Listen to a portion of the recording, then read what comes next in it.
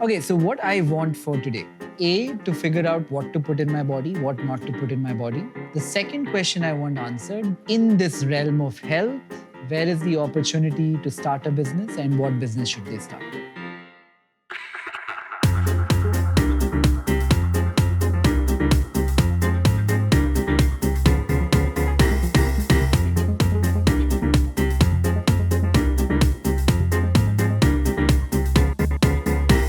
Ready? Rolling?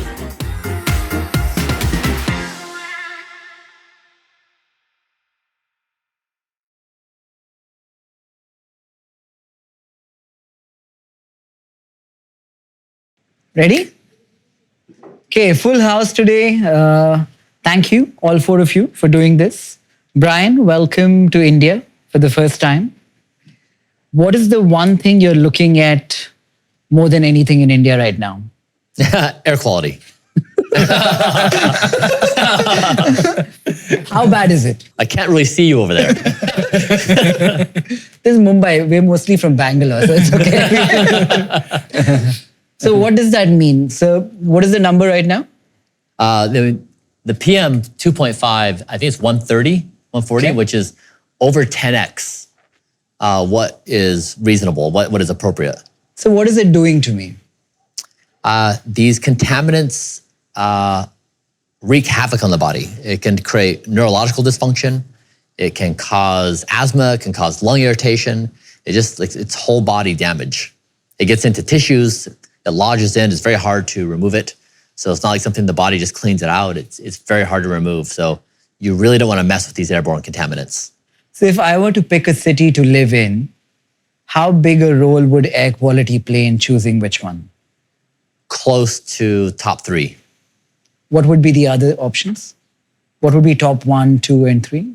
For health. I don't think that really. Does make a I mean, difference. air quality, water quality, maybe. Air, water, and food. Bryan, do you agree? But yes, like you, I was thinking through this because, you can filter almost any water and get it to be pure. With food, you can grow your own food. But with air, you have no control. You're in a system. So there's this idea of, can you make at least your home a blue zone, right? You can't externally change anything. Yeah. So it's usually EMF, some radiations at home. And then there is the air, which can be largely purified if you're in a very closed environment. And toxins in water and toxins in your vegetables. If you can manage these on a continuous basis in your home, you can at least make a blue zone kind of environment at home. So is that what is working for blue zones? They have these 3 things going for it? I think they, in addition to that, they define 2 other important aspects, right? One is how active they are through their daily lives. And second aspect that they emphasize is community, right? And how much of connectedness do they kind of is imbibed into their way of living. I think these are the 2 other than food and. See, personally, I'm not very convinced on the idea of blue zones. There's a lot of data out there which suggests that blue zones are created. They don't exist. So classic case of cherry picking. And so what they have done is they have mapped certain groups of population and omitted the same subset of people from the same area just to highlight that there are blue zones that exist. So there's a lot of controversy around it also. So at this point, I'm not very convinced that there are actually blue zones. Do people exist that live longer than your average lifespan? Certainly. Take example of Japan.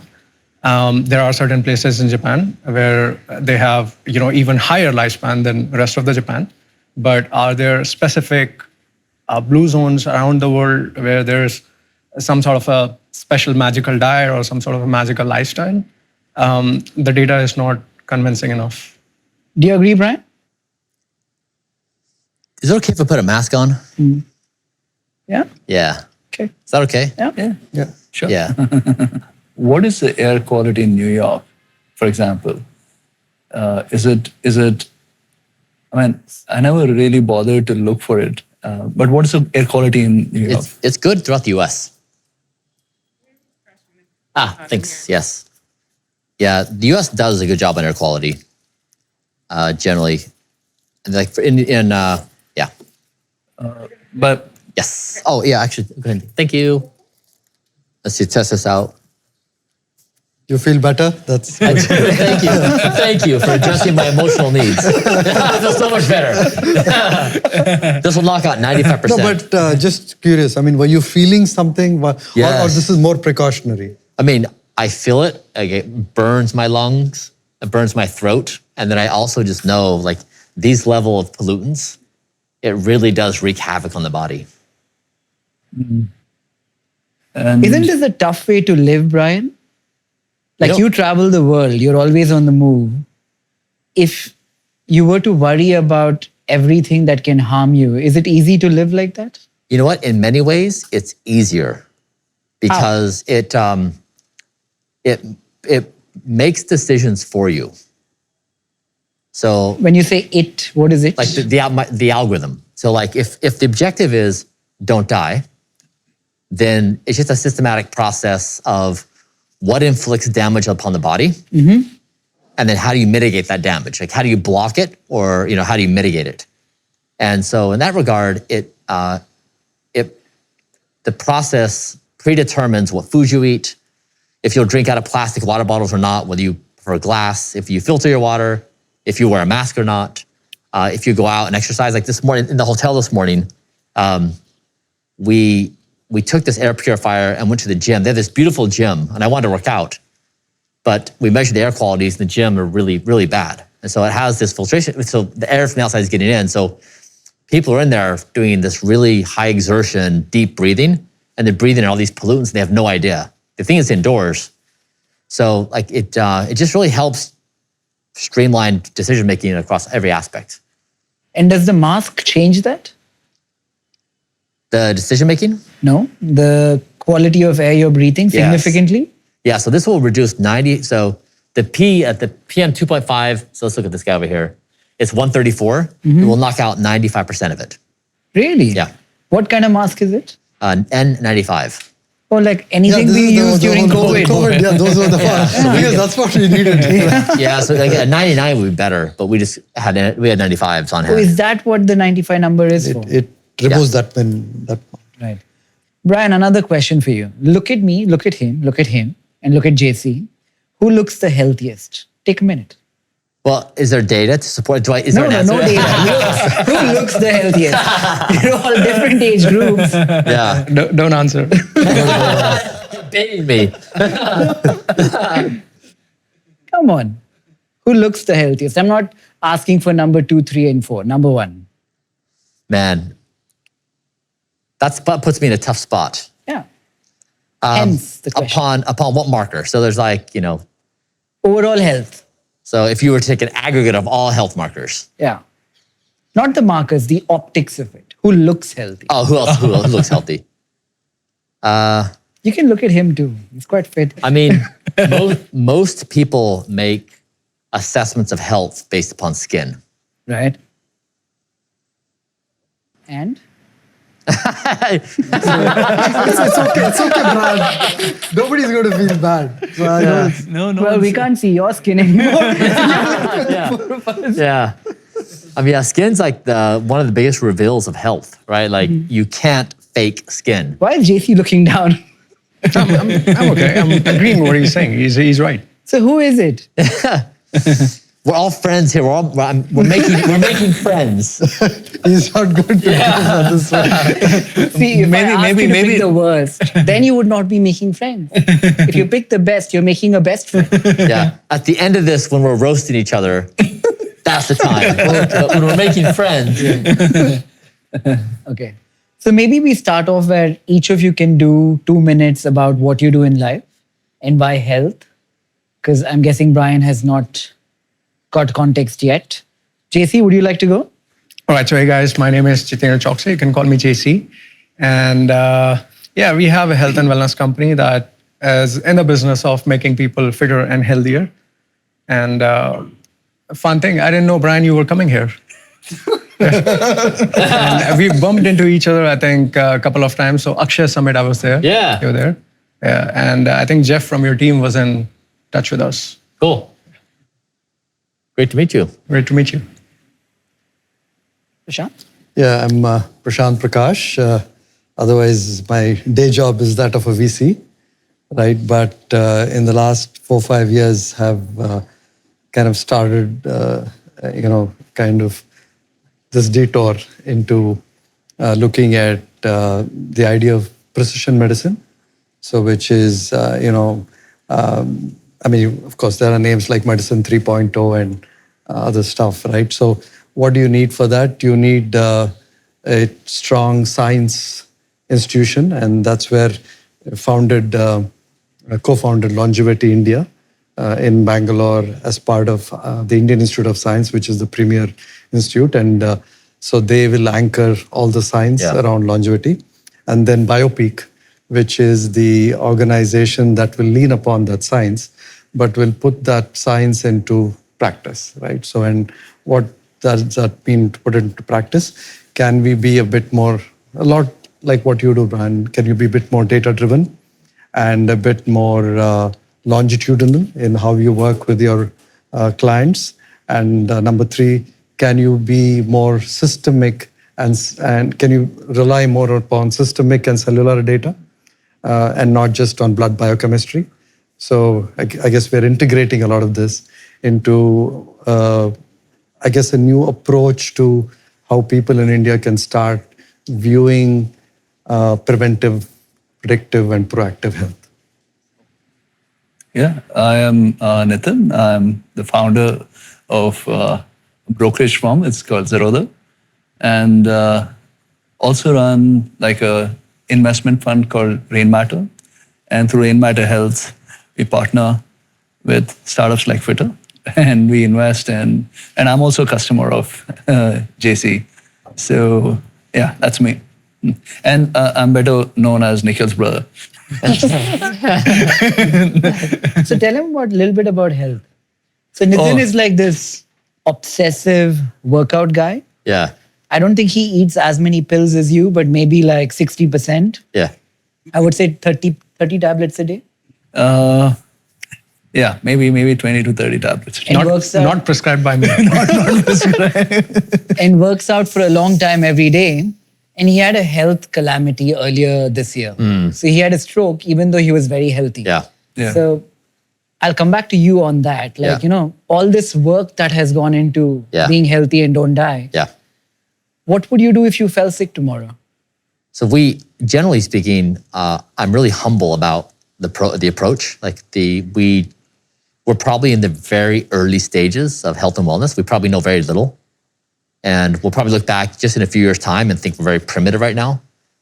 And so those things happen, and it would be expected, like those things are okay. So we would just get back to work and figure out why it happened and what we can do about it. But we're definitely, I think, in the very, very early stages of medicine, like true anti-aging medicine. So yeah, I would just take it in stride. This conversation is not me asking you guys questions. Everybody talks to each other, like always. So feel free, whoever wants to lead can start. I had the same question about last November, I did an Ironman. Like I was really at my fittest I was ever been. And January, I was met with a stroke. It was so accidental, and it was strange that I had to go through everything that I've gone through this year. Yeah. And this is like really the first time, I guess, I'm in front of a camera after the stroke. And so, I want to ask, as in, how have you, even though it's early, you just said that it's early in, understanding human body, etc. But how have you, what would you do if you got a stroke or you got a heart attack? As in, are you measuring everything in your body to ensure that it doesn't happen? Yeah, I'm the most measured person in human history. Right. Yeah. So we everything we can measure, we do measure. Even if the measuring that thing doesn't have a high, like even if it's a new form of measurement, like DNA methylation became a new form of measurement a couple of years ago, and there wasn't much data to show that it was really, really useful, but we went all in, and I've been measuring my methylation patterns every week for the past couple of years, so more than anyone out there. And so, yeah, we take the opportunity to measure as much as we can because we think the long-term data sets are interesting. So like if we can find patterns, like what would lead up to stroke or what would lead up to heart attacks? And like there's the common things you look at, you know, like the plaques or like, you know, other the basic things like that. But we do try to piece the world together with data more than anything else. So Bryan, how much do you rely on metabolites and the multi-omics, right? So do you measure certain metabolites specifically as markers or indicators, right? We do, yeah. We've also stored in sample, a whole bunch of samples for future analysis. Right. So yeah, metabolomics is like a new emergent field. Yeah. I think for the audience, you have to give context with everything. Yeah, fair. If you say what is That's very metabolite, granular, I think you need to explain what are you talking about. So metabolites are, so when you actually have these enzymatic reactions in your body. What is enzymatic? Okay, let's start with what happens when you take your food, right? So when you take in your food, there is biotransformations that happen in your gut. What is biotransformation? Where your gut organisms actually convert that food into certain byproducts, right? And those go through a series of enzymatic reactions. There are enzymes which are also released in your gut. Mm-hmm. And from that, what you get is proteins and these other byproducts, right? So, and when you measure your metabolites, you actually measure, if you think of this as a series of steps and in a reaction, right? Your metabolites kind of give you levels of different components in that equation. So by being able to see not just the end product, which is in your blood, which is blood chemistry measures the end product, which may not always be indicative of what's happening in that process, right? Between when you consume your food to the final product. So being able to measure metabolites is a more fine-grained way of looking at what it's a more precise way of looking at what's happening in the in-between steps. Is that something that is happening at scale now? Is everybody testing? Yeah, you can get it. So in India, you couldn't, and that's what we are setting up with BioPeak in a lab. But in the US, I think you can. There are labs now that can. Yeah, we start with like that's a really advanced measurement. So we start with basic things like if you're fat, you're at higher risk of dying. You know, if you have poor blood glucose control, that's also bad. So you take like the things you can say with a high degree of confidence, and you start with those.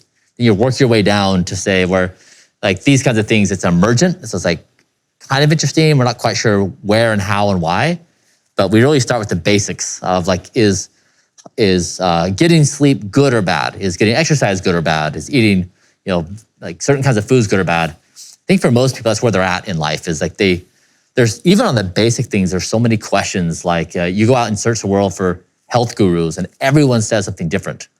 How do you even know what's right, what's wrong? It's very hard to parse. So I think as a society, like we don't really know the basics of health anywhere. Why don't you tell us a bit about how you got to be who you are? I think that's an interesting story too.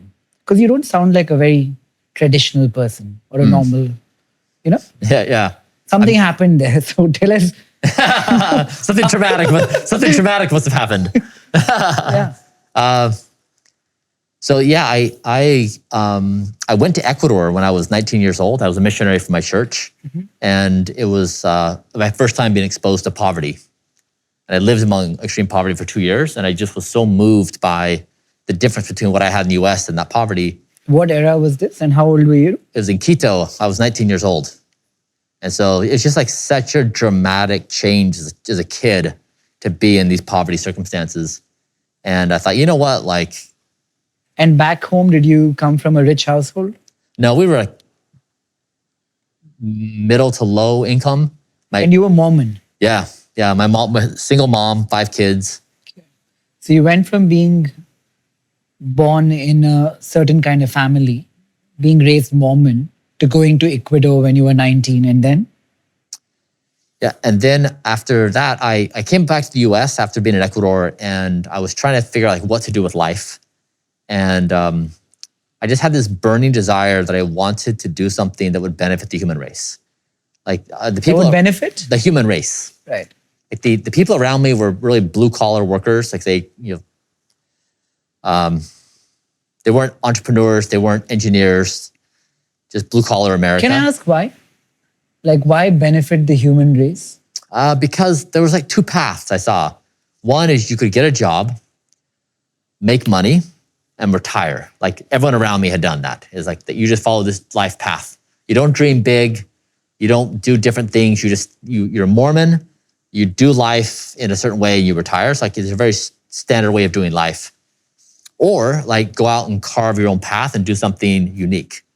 And I thought that's cool. And like Ecuador was omnipresent on my mind of like these people just by random luck got born into this environment. And their life is pretty limiting. Like it's hard for them to get out of that situation. And it felt like that it might be a useful endeavor to do something that would benefit these people. Right. So you went to Ecuador, wanted to help human race for whatever reason, and then? Yeah, and then so the goal was make a whole bunch of money by age 30 and then have liberty to spend money doing something. So I started I wasn't good at anything, so I thought— Did you know you're going to spend the money to help others before you made the money? Yes, that was the goal. Yeah, I told everyone around me. That's quite rare. Yeah, I've said I'm gonna make a whole bunch of money by 30, and then with that money, I'm gonna do something interesting for the human race, like something useful. It's almost against Maslow's law of hierarchies. I feel like you have to reach that level before you think of helping others. You kind of have to like be self-sufficient first, right? And then, how did you make the money? I built Braintree Venmo, a payments company. Okay. And I sold that, and I made $300 million on the sale. But this was at what age was it when you got the money? 34. Yeah. Yeah. So then it was like, okay, I said I would do this. Now I'm here. And now am I going to deliver? Or am I going to go buy a yacht and get drunk and do drugs and whatever? No. For a bit? No. Never? Not even the medicated, the doctor prescribed, like the ketamine and MDMA and shrooms and.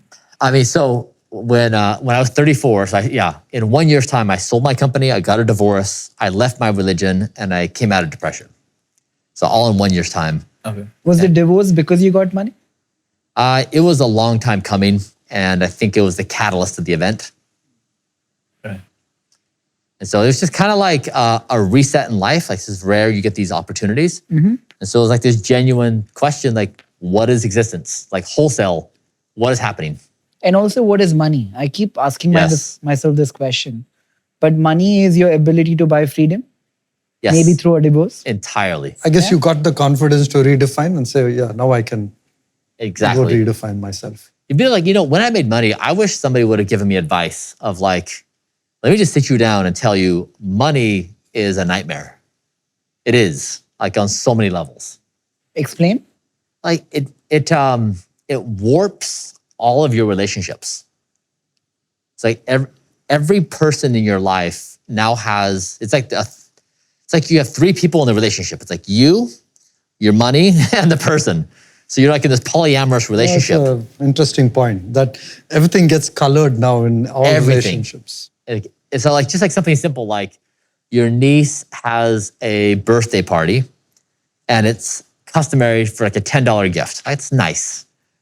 So your niece is like, oh, my rich uncle, he certainly can afford a $500 gift. And so if you give a $10 gift, they're like, he's a bastard. Like, like, what's he doing? Like, he has so much money. Why can't he give me a $500 gift?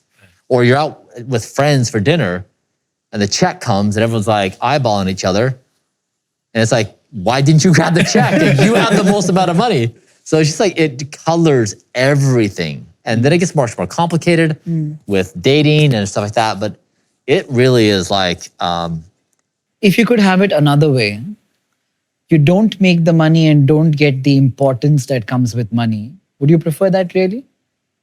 I mean, I think honestly, in like parallel realities, if that were the case, I would rationalize it in my mind and make a case for it.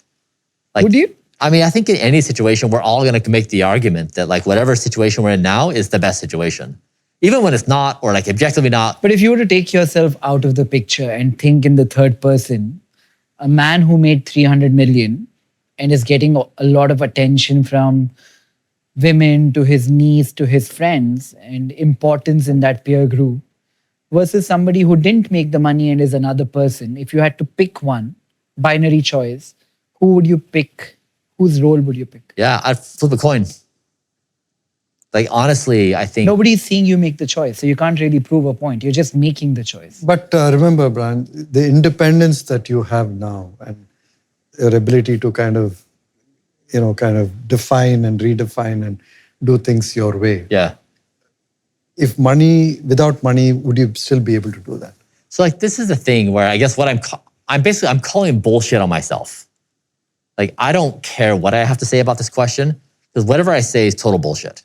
I'm just making something up on the fly. I learned this when I was depressed. Like my brain would say, "You're depressed. Life is hopeless. You should kill yourself." I mean, it just said that constantly. What age was this? Was it after post-money, pre-money? 24 to 34. So I just learned through that process to distrust my brain. And so if we talk about like, what are the effects of junk food on the body? Like we can answer that with scientific analysis and say, here's the following effects on the following things. Great. If you ask this open-ended subjective question of like, what is a parallel life of you without money? Which one do you prefer? Like we're all just going to make shit up, but there's no way to base that in any kind of reality. So like our answers are basically a mirror of our own psychology. They don't reflect truth. And so I guess what I'm saying is my mirror is I would call bullshit on myself. Or your mask? Yeah. Or I'd wear a mask and hide my attention. I'd hide behind a mask. So what happened after 34? After money? So then, How did you stumble upon health as the thing or longevity or to not die?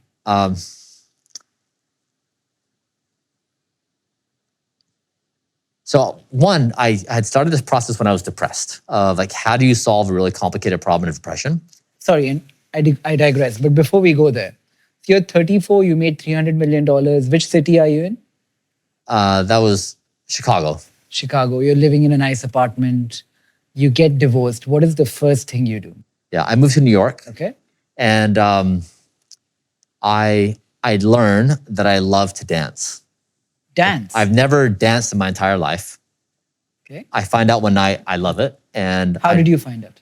I was at a club with friends. Like we were at a business conference and they're like, "Hey, do you want to go to the club?" I'm like, "What does that mean? I've never been to a club before."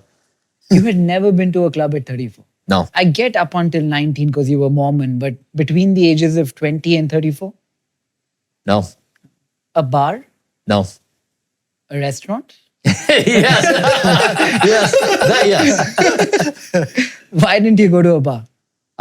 In Mormon culture, you don't drink. But you had left being Mormon, right? Only at 34. I mean, I left before, but I was still in the family structure. But we just didn't hang out at bars. Right. It's not something we did. Or clubs, or yeah. Okay, so you moved to New York, went to a nightclub, loved It was dance. actually in Morocco. I was at this business conference, and they're like, "Hey, we should go to this club." And it happened when I was trying to decide whether to get a divorce. And I had a drink or two. I'd never really had alcohol, and so I felt a little buzzed. Did you like it? I liked it. It was fun. Yeah, it was cool. And it was nice. And I just had this feeling that washed over me that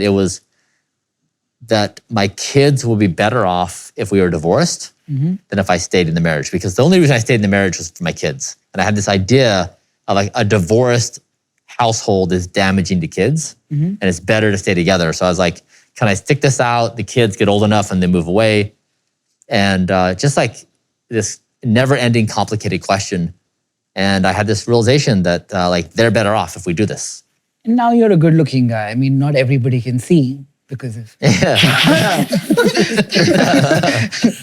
Have you dated a lot of people post money, divorce, getting fitter, better looking? Yeah. Yeah. What do you look for in a partner? Because it's complicated, right? Like, Very. I'm very curious who's checking his nighttime erections. why is that the first thing you thought of? Clearly, you're asking him the wrong question. He's posting his butt naked pictures on social media. What do you think that's for? Yeah. He's single and available. Yeah. So actually, next week, there's going to be, do you know Polymarket? Yeah. No. Yeah. They're launching a market on my nighttime erections. Wow.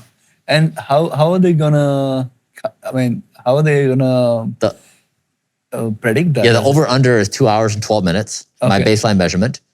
And then I'll measure one time per month, last week of the month. But I think it's like, I think it's such a cool thing that this concept of, so like you have on one side, sperm count's going down, fertility's going down, birth rate's going down, sexual activity's going down.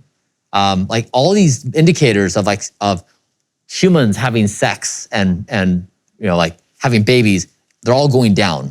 Right. And so the nighttime erections is like a counter to these of like sexual vitality is important.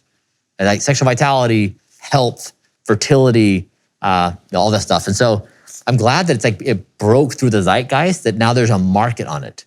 So I think it really is a really good representation of society of like, we can bounce back with this vitality and not be beat down on all these different markers, which it's just not, I mean, the human race survives or dies based upon our ability to replicate. So you think, is this one issue of why countries go through this population, or why countries are going through this population decline? I mean, there's probably quite a few things driving it, but like, I guess it's a fact we're having less sex, fewer babies. It's just like, they're all down. You're, I mean,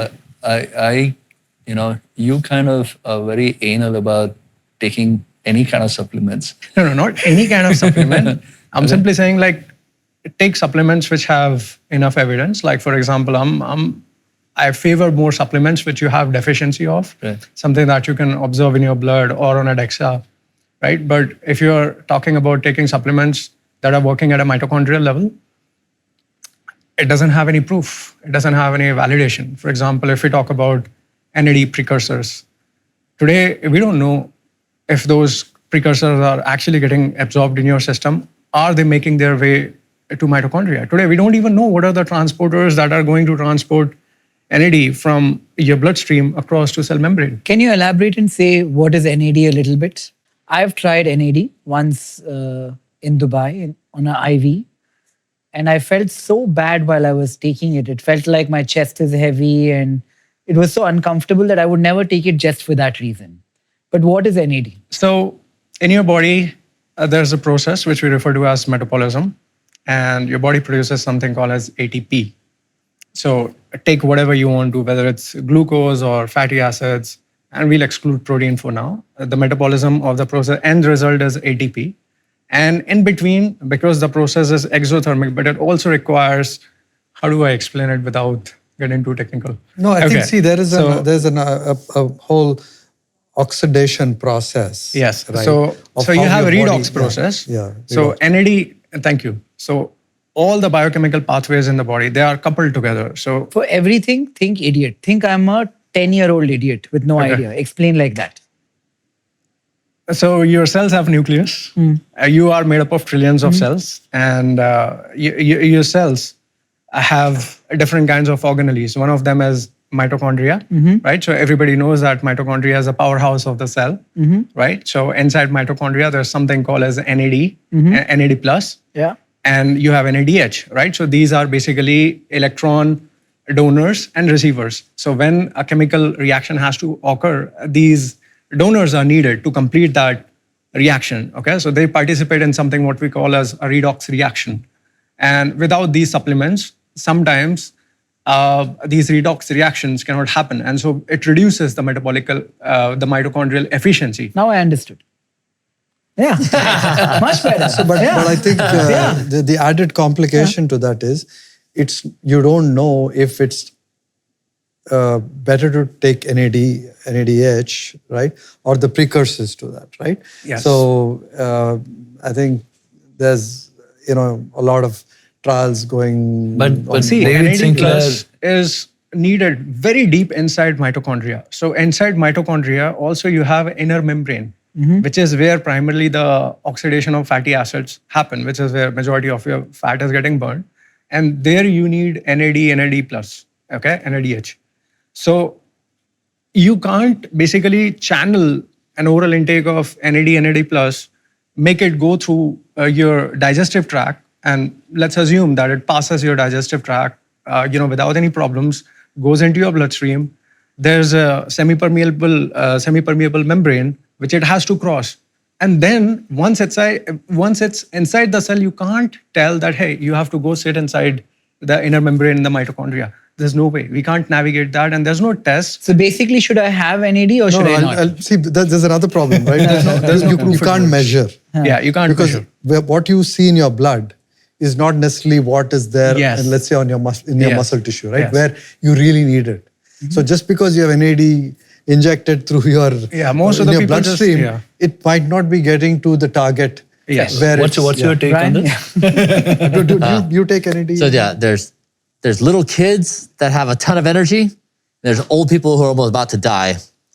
Little kids have a lot of this stuff. Old people have very little of this stuff. And so the question is, if you give more of this stuff to old people, does it improve their health? So you take? I take it. So there is one more, And how do you take it? You take a NAD IV. No, there's not good evidence that's a good modality. I take it via capsule form. I Capsule? take NR, yeah. And if I were to buy one, where would I get it? Yes, I measure my levels. I do intracellular NAD. I do a blood spot card, and we peg the levels to age 18. So if there's the point is accurate. Like we don't does it have longevity benefits? It's still an emergent science. NR is available. Yeah? Yeah, you can Like you can it off just the buy shelf. it online or Yeah, something. It's Yeah. pretty popular. There's an NR. entire NR. NAD plus. NAD plus. So you get precursors. Precursors, So you NR. get NMN. So Are you on NMN it? then translates. I take, the precursors. NMN you take. No, I don't take NMN. He doesn't take. NMN is a He doesn't precursor take to anything. NAD. Yeah, Hey, isn't NMN, okay, NMN capsules you get. Yeah. Right. So, just to the membranes you was talking about, and you asked about this metabolites, right? Yeah. So you can, slightly more, of course, this is advanced lab work, and this is what we are trying to do at BioPeak. Can you measure some of those levels, which give you an indication, where is the bottleneck? In that conversion process that he was talking about, as you go through these, they call them it's complicated, multiple complexes in your mitochondria, Yeah, right? yeah. As you go from complex 1 to 2 to 3, there are different reactions that kind of take you from one complex. If there is insufficiency in a particular thing that can take you from one complex to the other complex, you have a dysfunction, right? Can you measure that? And can you then target and see what do you fix, right? That's, I think, a more precise way of doing it. I think we're getting there. Can I ask another question? Maybe it helps, maybe it doesn't. There isn't enough science. Can it hurt? I mean, look, that is a bad fallacy, and that's not how you base science on. Because there's a But lot of things. I'm not thinking No, like that. I mean- I'm thinking as a supplement because I've tried it. That's the entire supplement industry based on. Take it won't hurt. Placebo. You Placebo, feel good. yeah. But it does, NAD plus or Does NMN not, can't really hurt you. Look, I mean, most of the- the things that don't actively bind to, let's say, receptors, and they travel through your bloodstream. If they're not getting absorbed, they pass through your stool or pee. So in a traditional manner, because NMN is recognizable by the body, whether the body needs it or not, depending on, it will just flush it out. So most of the time, you're eating it, it's going out. Okay. I think we'll come back to Bryan now. 34 liquidity event, went to a nightclub in Morocco, Yeah. had 2 drinks, loved it. I like this transition. Yeah, that's, What did you do after 2 drinks? I made the conclusion I'm going to get a divorce and the kids are going to be better off. And then I moved my hips. Was there something else that catalyzed that decision? I just have been thinking about it for years and just finally hit. And I moved my hips at that very moment. And it was like this pairing of freedom from all the things holding me captive. And I spent the next, I guess ever since then, it's been like 10 years now, I've just danced nonstop. Like I just love to dance. How often do you get to dance? I mean, when I was in New York, like multiple times a week. Yeah. And where do you dance? We'd go to these big warehouse parties. So like, hundreds of people, great EDM, and we'd dance. We'd start at 12 or 1 and dance till 6 or 7 in the morning. These are the kind of parties with no alcohol, everybody's on coffee or juice kind of thing? This is where everyone's doing psychedelics. Do you do psychedelics? I did. Yeah. What kind? MDMA. Have you researched the pluses and minuses of MDMA? I read somewhere that somebody is legalizing it for Yeah. mental illness in America. Yeah. Can you tell us a bit more about MDMA? Yeah, it's there's a lot of interesting trials for veterans working on PTSD. Also psilocybin is very promising. So I'd say, yeah, psychedelics are having a resurgence in the US of interest where they got pretty buried by the government in the 70s, 80s. And now I think that there's a lot of emergent evidence suggesting that they're interesting alts to pharma drugs. In America, marijuana is legal to a large extent. Yes. Is that something you try or no? No. You think it has a lot of disadvantages as compared to an MDMA, for example? Yeah. I think marijuana is complicated. Complicated. Like it just is, like you take aspirin for a certain thing. You can do a psychedelic for a given therapy objective. You can, of course, use weed for, CBD, or you can use THC or other versions for like pain management or other things, but it's just complicated. It has all kinds of other effects. And I think people sometimes confuse the specific application with the general enjoyment. So it fills some broader category for them in their life, and then it could become more of a lifestyle thing. So I don't see many people succeeding with their objectives on marijuana. Yeah, it's more. Yeah, I don't know of many high functioning people who routinely use marijuana. Maybe occasionally for enjoyment, but very few like actual regular practitioners. Right. Okay, so 34, beyond that, what happened? How did you arrive at this decision that what you're doing today is what will be the focus of your life? It was a thought experiment that I was hanging out in the 25th century in a few hundred years from now and imagining what they would say about this moment right now. Is this zeroism in the dinners and... Yeah. Can you tell us? I read a little bit about... Yeah, so actually, if you guys are game, I'll run you through a few thought experiments. Yeah. Okay, cool. Yeah. Okay, so there's 2 rules here is everyone talks, so everyone expresses an opinion. And number 2 is try to keep your answers short and snappy. Sure. Because you will learn based upon other people's reactions to this. Okay, the first question for you is, if you had access to an algorithm that could give you the best physical and mental and spiritual health of your life, but in exchange for the access, you did what the algorithm said. You went to bed when it said, you exercised in the way it prescribed, you ate what it said. Would you say yes or would you say no? Yes. Yeah. Yes. No. Okay. Yeah. wouldn't. Okay. Yeah. Okay. What if why? the algorithm told me to sleep at 8 p.m. every day and then wake up at 12 p.m.? I wouldn't do it. It comes in the way of my life. Yeah. So maybe 1 no, 3 yeses. Okay. So no. Okay. Yes. Why? Yes. I think it's fun, if there's a cheat sheet that can give you perpetual life, I think why not? Okay. Yes. Why? Yes, because I think, I believe that, when you have a lot of data, computationally, I think algorithms make better decisions than what you can mentally process. Okay. And yes. Why? No, I mean, I generally like having like set of rules to follow. And if an algorithm is going to give me rules to follow, I just follow that. I mean, What's the it's carrot? simple. You live for perpetuity? No, No, he's going to talk no. about the algorithm. We are on the verge of figuring out algorithm, or maybe in future we'll figure out. No. Yeah, there's no carrot. There's no perpetual. There's no carrot. Yeah, No chance. The thought experiment gives you no promise. The only thing that you know about this is you say, this is my best physical, mental, spiritual health. Outside of that, you don't know what you're doing. You don't know what it's saying. You don't know anything about the... Best you won't. I consciously make choices which take me away from my best physical state ever possible. Because I made one last night. I don't see that changing. no, but the ultimate outcome, isn't that goal important? If this kind of If that were helped you more important, optimize? Prashanth, we both wouldn't have gone and had a drink last night with myself. Right? I feel No, like but- the quality of my life is just as important as long as my life is. So what if the algorithm? I mean, you could, of course, get the data and then kind of make the choice.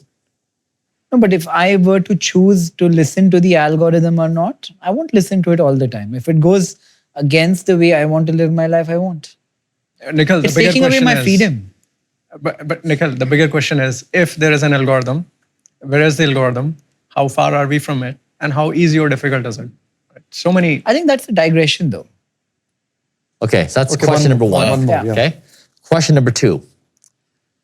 Let's imagine the people who exist in the 25th century, they just watched this conversation. They heard me ask you the question and they heard your responses.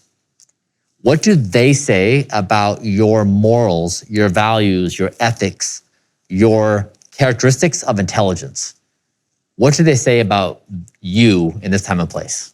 Yeah, I think four of us would look very progressive, and Nikhil would be white being a pain in the ass. Most evolved thinkers I have seen, I feel are not there today. They were there in the past. Because in the past, we didn't look at vocation or work like we do today. There were professional philosophers and people who could devote a life to that. As you go higher up in the ladder of evolution, I think you ask more first principle questions of what is the point of life, get more nihilistic in nature, ask yourself whether you want to live in the first place or not, much less how do I extend, if it is a miserable life, a little bit longer, and how do I make my life more miserable in order to achieve that? So I'm assuming somebody in the 25th century is more evolved than I am. And I don't think evolution generally happens forward. It also can happen backward. So it could also be possible, Nikhil, that at that point in time, people are more, following these algorithmic directions because they, again, are focused on an outcome. But he's not promising an outcome. And Nikhil, No, what Nikhil is whatever saying outcome is that the progress doesn't happen linearly. Historically, if we look at the last couple of centuries, it seems like it has happened in a linear manner. But what he's saying is we are at a point where evolution and devolution both seems quite plausible. No, what I'm saying is evolution is not necessarily how we think evolution is going to be. True. Evolution could be different. Yeah. People in the 25th century could be evolved in a different manner. What do you think? I'll tell you what I think after. So you guys think they would say what? So you said that they would see a few of all. A few. They'll say that. Yeah, I want to change my progressive. answer now. I think based on what Nikhil said, I too feel that my response was purely if we were progressing Yeah. in a linear fashion. But now I'm not sure what they'll say. Yeah. Not too sure. I think they'll say that maybe they'll know a lot more about why certain things need to be done or not done, right? So they'll think that we probably were not really thoughtful in just saying that we'll follow the algorithm. Okay. No, I would say I would think they will think that the person's being stupid. This fellow saying no is maybe a stupid kind of a decision. Yeah. Who's saying? No. Saying- In the future, the people looking back will think whoever said no to it as being stupid. If the algorithm does not promise immortality, in a way. I feel like there are many algorithms out there already today with no definitive fixed outcome in place. We are voluntarily choosing not to follow it, each and every one of us. I don't see why the 25th century people will not be like that. I think human mentality is human mentality. Psychology of people will not change. All humans, in my opinion, outside of conditioning and conforming, pick pleasure. Shorter term pleasure is more valuable than middle term pleasure. And that in turn is more valuable than far off pleasure. But do you think 25th century will think as drinking for pleasure? I feel like we maximize pleasure more today than maybe the Greeks did 2000 years ago. So why will it change in 500 But Nikhil, years? there's a reason why it will change, right? So we have this idea of agentic co-pilots today that help us from the outside, right? And we have been kind of independent in that sense from external influences, so to speak, right? But if you had that chip in your head, which is driving, your thought process, right? I don't think what happened? I don't think agents and co-pilots are thinking for us. No, they might start influencing your thinking, I'm saying. Why not, right? That didn't exist, the 10, 20, 30 million years before.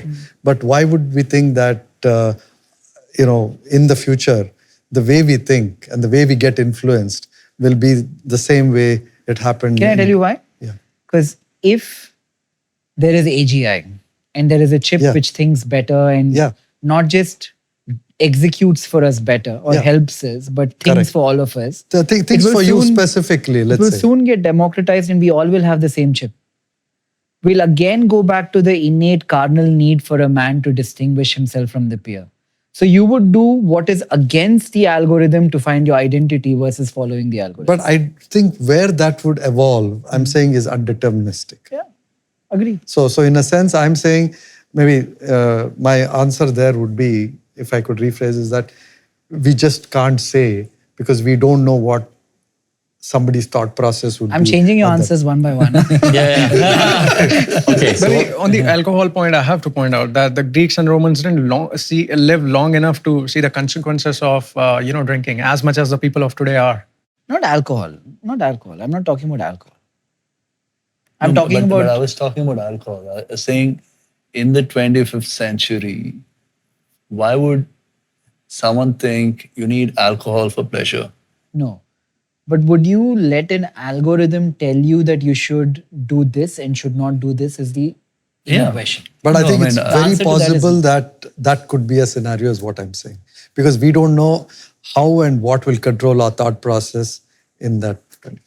Yeah, in my mind, it takes away individuality from Maybe that's how we will become. I'm saying that it's a possibility. Yeah. all right, so where we've been in these two thought experiments is the first question was purposefully provocative and open-ended, right? You're given this binary decision.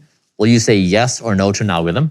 You're given very little information. So you have to, in that process, you have to say, okay, complicated situation. You went to your mind and you probe the database of ideas you have. Like, how do I understand reality? You could pull any model you want, and each of you chose a model of reality and said, here's my model of reality and my rationale. Right? But you basically showed your models of reality through your responses. The second question, right, was a similar experience where you confronted a question with now a reflective tone, where you're looking back on your model. So in the first one, you were very confident, like, I'm going to do this for the following reasons. This one, you're not quite so sure, right? Because we know from our historical perspective, we look back at previous generations, we think, they weren't as advanced as we are. They didn't know things we know. So we know more than them, like we may be a bit more advanced. And we imagine it's possible that future generations will be more advanced than us. And we think we might be humble a little bit to say, like, maybe we are primitive in certain ways. So in two thought experiments, you go from a high degree of confidence of knowing to a less degree of confidence and more that you may not know. So just keep that in mind. All right, third thought experiment.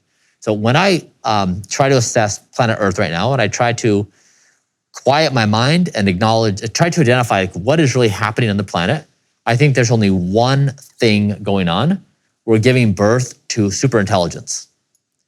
Nothing else matters besides that. We're giving birth to a form of intelligence that's going to change our existence unfathomably and in time frames which are hard for us to understand. So as a species, we have this really pressing problem. What do you do when you give birth to superintelligence? Now, if you pose this question to China, they've got an answer. If you pose a question to the US, they kind of have an answer, but the OpenAI has an answer, and Anthropic has a different answer, and Facebook's open model has a different answer. And if you pose this question to Israel, they have ideas. If you ask an ideological group, what do you want to do with it? They have certain ideas. So we have different people with different ideas all over the world, 8 billion of us, and they have different ideas on how they want to use superintelligence for war, for money, for status, for power, for sex. So a legitimate question, when you're giving birth to an intelligence this powerful, what do we do? And this is not a question of like, what ought we to do? This is like a legit question. We're a team, we're planning, what are we going to do in this moment? The only thought that comes to me is that hopefully it's not about of course, a lot of better things can happen, but it does not lead to a dystopian situation and, kind of existential human race kind of situation is what comes to mind for me. Okay. That because you don't know where that superintelligence will actually end. Yeah. So what do we do? So you need to, in my mind, govern. I mean, have as much systems to govern the superintelligence as, and that the governance systems should evolve as in step with how fast the superintelligence evolves. Whose governance systems? Whatever that avoids that situation of humanity being destroyed at some level. Right? Who do we call? So we'll have to figure that out, right? We'll have to figure that out because there is everybody working on birthing that superintelligence. Yeah. Are there enough people working on saying, how do you manage the superintelligence? Yeah. So what do you think we should do? I think we should put enough effort on, in terms of resources and, putting people's capabilities behind, this aspect, this dimension. I think there has to be a little bit of refocus and shift. Who does that? I think, in my mind, it's a collective global effort. And who's in charge? Today we are not nuking ourselves, right? Everybody can nuke everybody, but we're not nuking it and nuking each other. So I think the same systems that govern that. So you think the status quo will take care of it? No. I'm saying the status quo is a starting point. Yeah. Right? With the absence of anything else, I'm saying that's where I would start. Okay. Others, what do you think we do? I don't know if we have control to do anything much. As in, the fact that there is US and China, how do you get them both to, they're going to compete away to birth this super intelligent whatever. So I don't know. I never thought about it, but I don't think we can do anything. Yeah. Okay. Fair. That's. Yeah, I think it's going to be a reactive response because it's growing in an unplanned manner. Yeah. If people can't put a timeline around when AGI is going to be available, and we are so close to being there, as some prominent people have pointed out. So if that's unplanned, I don't think anybody can plan a response now. So it's going to be reactive response. Yeah. Okay. I feel like we use it to increase productivity and solve problems wherever we can. Yeah. Including the problem of health. And like many innovations before it runs its course. So similar pattern, like you just think like, so it's like two patterns, like we can't really do anything. You guys are like it's like, we'll figure it out. I feel like everything evolves and we've not had much control with any of the evolution that has happened up until now. But- Why do we foresee controlling something that's happening tomorrow? But up until now, it's not being a super intelligent being. It's about, things were under your control. But you're talking about some super intelligent being, so which can think for its own self. Yeah, I so also see have- which one becomes real then, right? Are human beings real or is super intelligence real then? You don't know. Everything is real. Everything that exists is real. but it's everything that exists is real. But then which becomes Which becomes organic is maybe the question. The humans. I feel like I did a long conversation about this just recently with the Meta Jan LeCun. His form of thinking is LLMs, generative AI are nowhere close to AGI. They're a long way away. It's a completely different tact of AI which can get into AGI. All kinds of intelligence that we have today is narrow. A car being able to drive itself is narrow intelligence. A robot being able to operate on somebody is again a narrow kind of intelligence. If we have an intelligence which can combine many of these narrow intelligences right now, I feel like we use it. I also feel like in this conversation, it's very important to define what we mean as intelligence. I don't think anybody has the right definition. They all have different definitions. By virtue of having different definitions, they can't have the right one.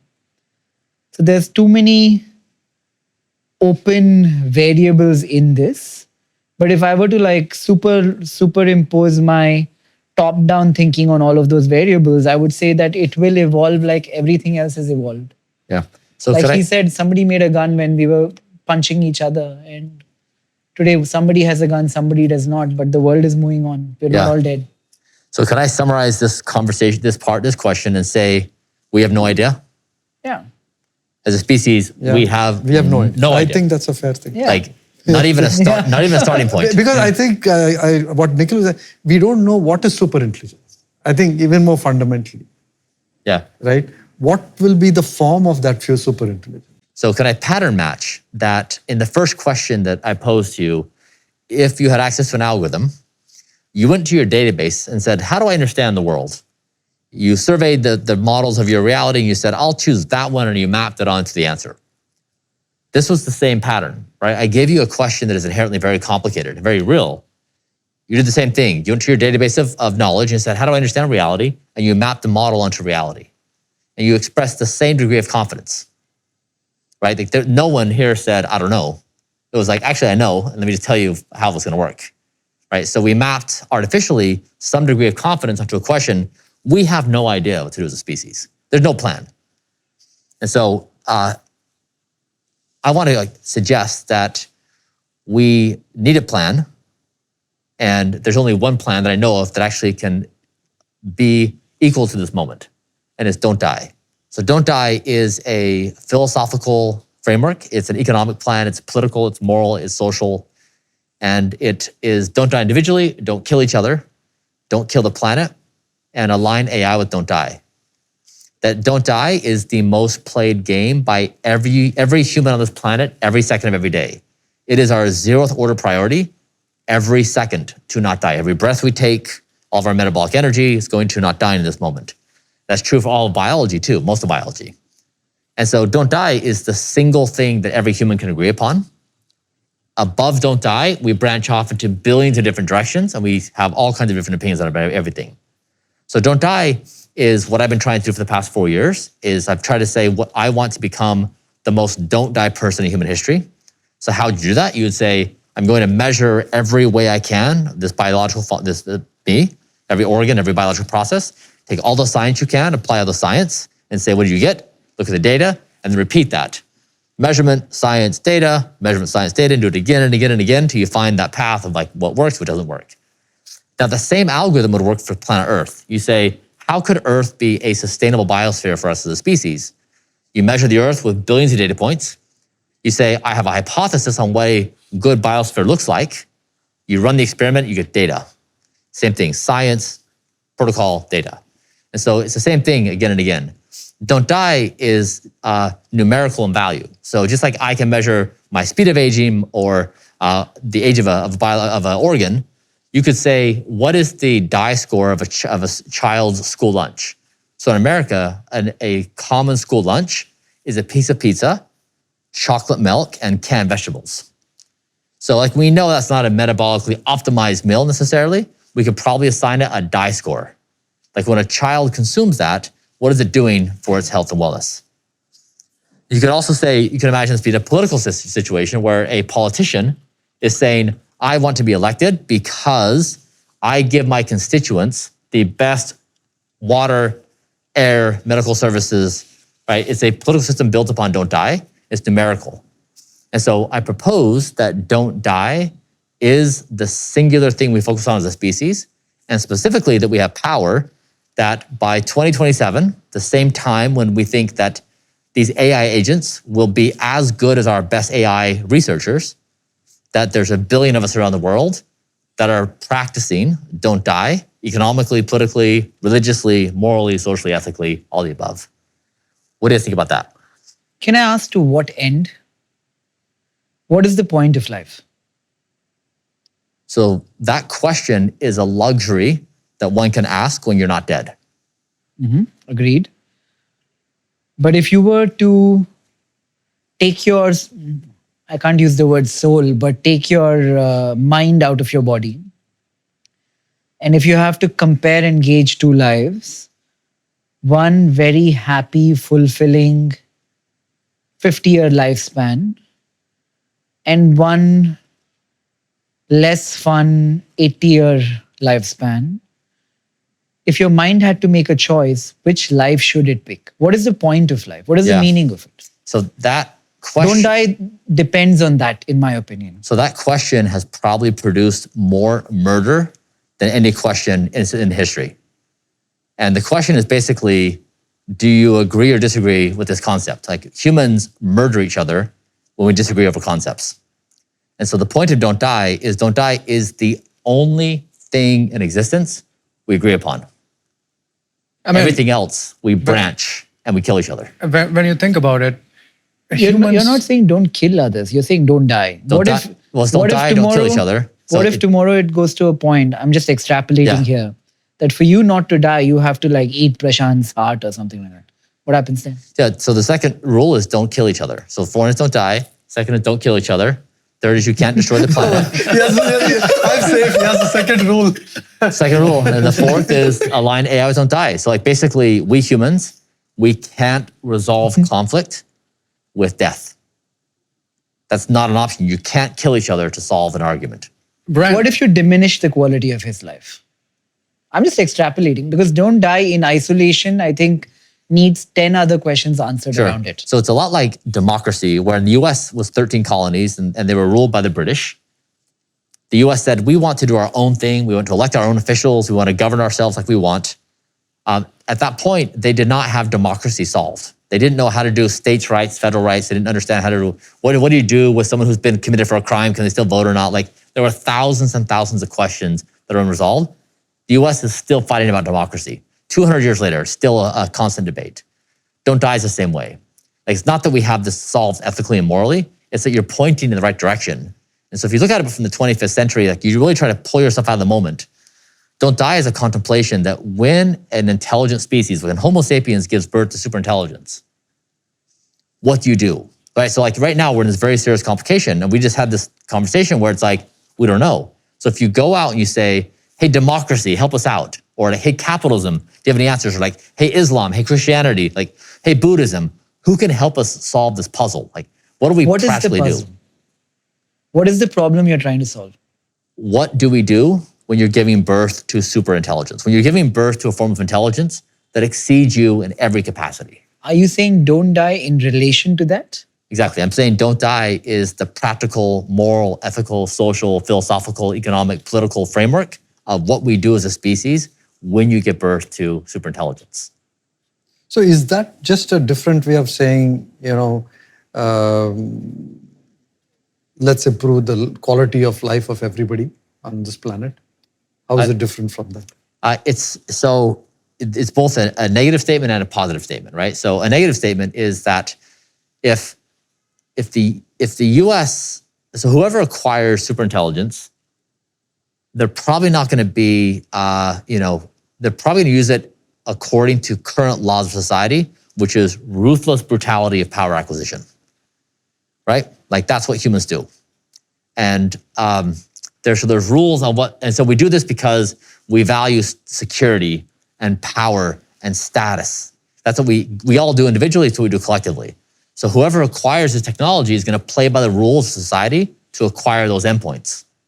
So when you acquire this power, if you apply the same human rules, what I'm saying is you have a possibility that leads you to a destruction of the species. So either AI could go wrong or humans could use it for the wrong purposes. And so what I'm saying is like when it's just humans playing the game and death is inevitable, like sure, like go to war, kill each other, create kingdoms, have someone else take in place of that kingdom, like do your thing.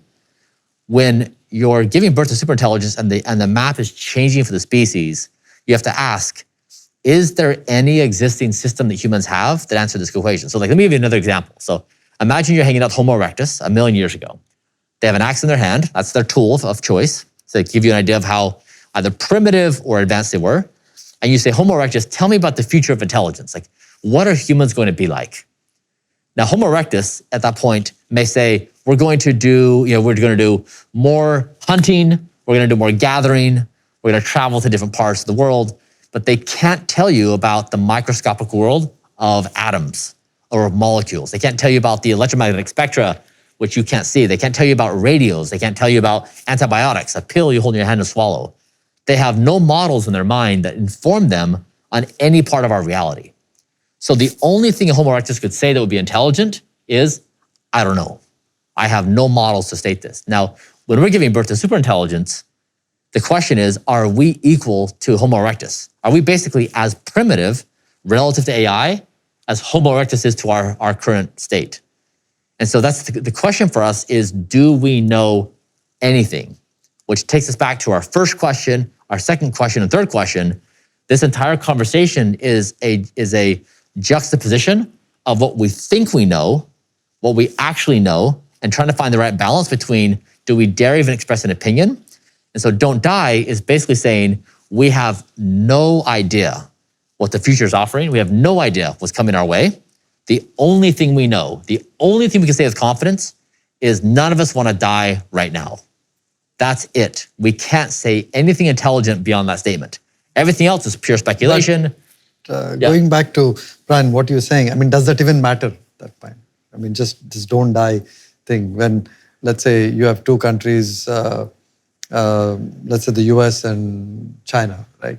Hypothetically, right? So if they have all the AGI in the world and the rest of the world is pretty much... Basically what Prashanth is saying, that the philosophy of Don't Die has nothing to do with what's going to happen in the world. Yeah. I mean, it seems good as a personal project. It seems amazing that humans can improve their lifespan and increase, the quality years in their life. But how does that all tie in this, with the this birthing future? of this super? I'm just correlating these two is where I'm trying because to struggle. you need to program the AI with an objective function. You just say, AI, your role is to do these things under these circumstances for these reasons. Right? So right now we're tuning it like you're polite in certain ways, or you will talk about this but not about that. Like you can't tell me how to build a nuclear weapon. You can't tell me how to do basic chemistry, right? We're tuning these models. We're telling them what they can and cannot do. So we're already feeding into them all of our values. So when you get pat with the superintelligence, it's not just like we then get to do whatever we want. We've infused our morals and ethics and values. If you tell the AI, the objective of your existence is intelligence doesn't die. Humans don't die. You don't die. Our planet does not die. That's the goal. So you're saying when you say don't die, you're saying program the AI into behaving in a manner that it follows don't die. Exactly. That's the objective function he's saying. But my question is, why would that superintelligence want to follow that function? If it is really super intelligent. If it's really super, that's... I mean, it doesn't make sense to the planet, doesn't affect your continual existence as human species. Like we die, so our kids can take place. I mean, after a point, your brain is not having the same kind of cognition that would Would it result be in good you for the being- world if we all didn't die? Not really. Has Not really. any civilization, has any generation ever been able to say anything wise about the future? No. But Like- here we are trying to extrapolate the future and we are saying AGI will come and then what will happen. So the question inherently is about the future. So this is the thing, to see what you see happening in the conversation is this is the tension, right? Like your statement was like, is it good or bad for humans to live for a certain degree? You said no, right? So the question is like, how do you know that? And so you made a statement, right? So this is like this tension. How do we dare say anything about the future? When we're giving birth to something that exceeds us in intelligence, how can we make any model, any kind of bridge to a reality? Why wouldn't we just say, we have no idea? We can guess, but to have this extreme humility, we don't know. And that gives you actually the wisdom to say, if we don't know, let's just all agree to this basic idea, no one dies. The AI, that's the objective function. And once you don't die, you can then say, we're gonna play new games of blank, sure. But you have to have that foundation. Otherwise, we're dumping into this thing, we're walking into this with violence and war and murder at the core function of our I'm just abilities. going to ask one question here. You're not asking me for the philosophy I should live by. You're asking me for the philosophy that should be programmed into AGI when it were to come about. Exactly. Yeah, Yes. but why should all become so reductive to a point that everybody starts talking about don't die? I mean, there's so many things that we can all agree on. Such like as? your second point, don't kill others. I'd put that on top of don't die. How you may do others? I mean, the same applies to don't die also. You believe that the whole philosophy of don't die comes from the very existence, or it's like it's very he's saying inherent. it's intrinsic. Yeah, it's intrinsic. But then Nikhil here just pointed out, maybe he does not have that intrinsic desire to live. So I think it's also No, I false of have. us to, I mean, not beyond 100 years. He's talking about don't die. You're probably talking about 100 years. So, he's But talking about I'll living tell you beyond this. 100, 200 years. If AGI is a culmination of human innovation or human intelligence, Sure. humans are innately programmed to survive, every single one. Given a choice between you and you would throw him off the hill and he would throw you off the boat. The first part of your statement, don't die, is inherently programmed into every living thing. It's in our subconscious. And if our subconscious is getting translated into the super intelligence because it's building above our consciousness, I would assume organically, innately, it should have the same tenets. Tough to say. And I mean, you are putting a disclaimer, hey, don't die, but don't kill anybody else. What's to prevent people from killing other people? I mean, Confucius, the ancient guy, this is his philosophy of life, which I really love. And I feel like if I had one philosophy to live by, don't do unto others what you wouldn't like done to you. That kind of encapsulates both don't die and don't kill others. Yeah, it's very similar. The most challenging part of this conversation is to wrestle, like go back to that first question. Would you say yes or no to an algorithm that can give you, right? Remember your confidence. Like you said, like I have a model of reality. I'm gonna make the statement of reality. The next question made you realize, from the vantage point of the 25th century, your models of reality may be silly.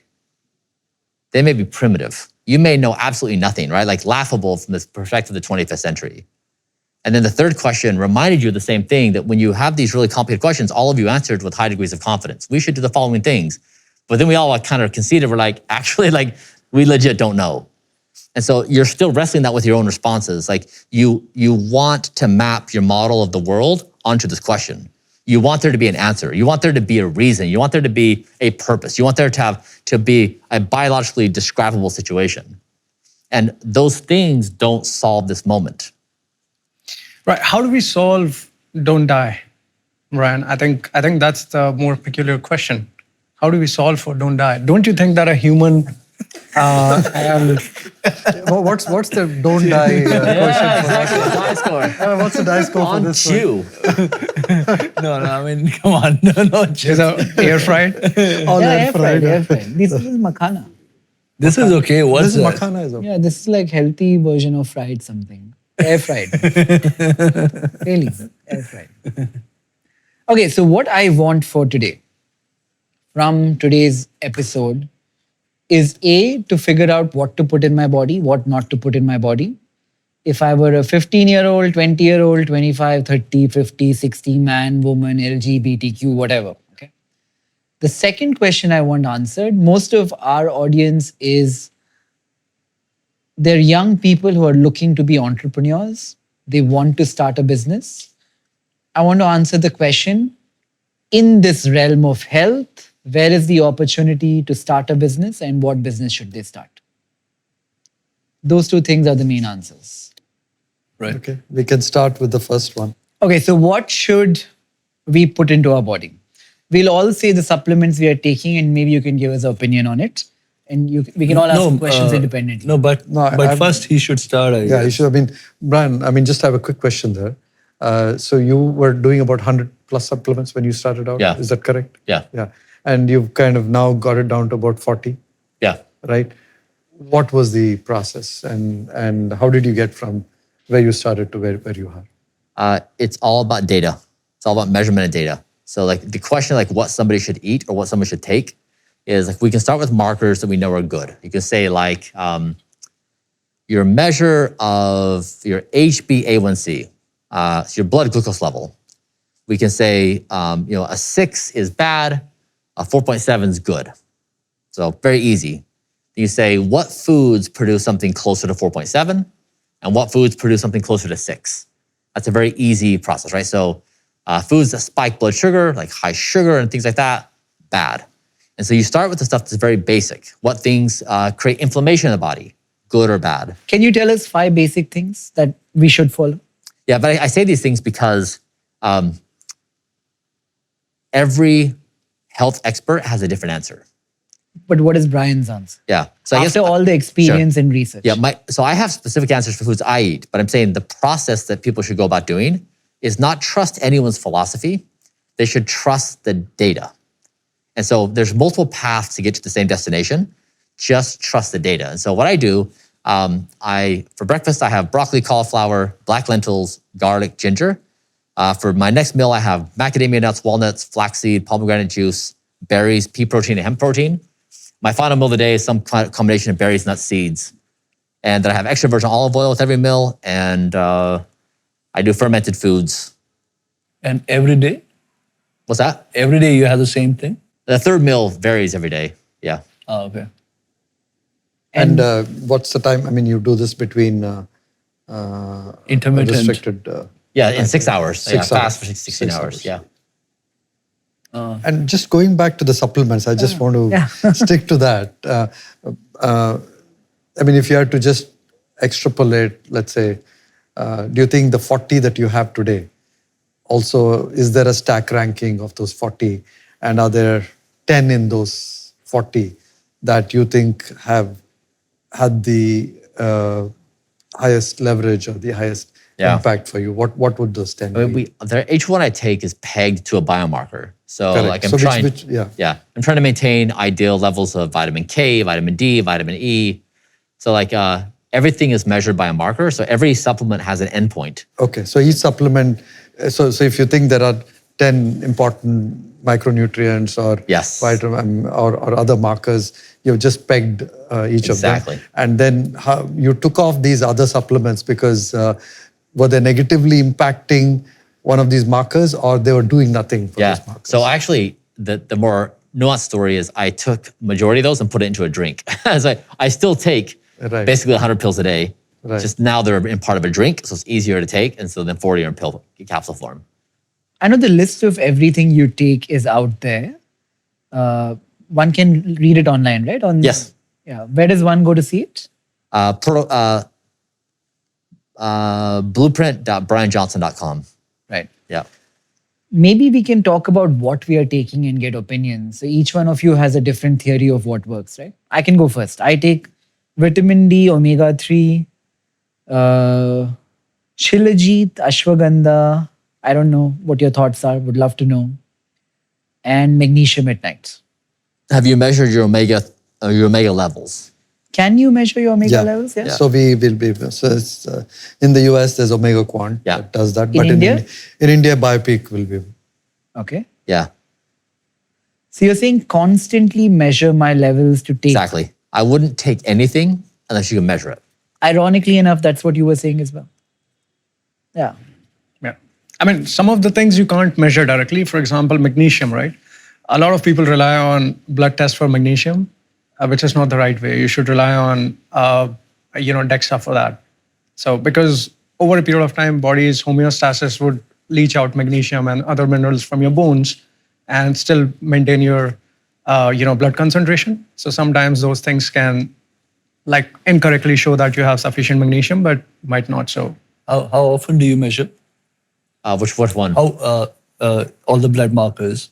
Blood's like once every month or two. But yeah, we do thousands of measurements every month across everything: imaging, blood, methylation, like. What should I measure? Like if I could do only like 5 tests, Yeah. what should I measure in my body? I mean, the easiest thing to do is blood. Okay. And what am I looking for in blood?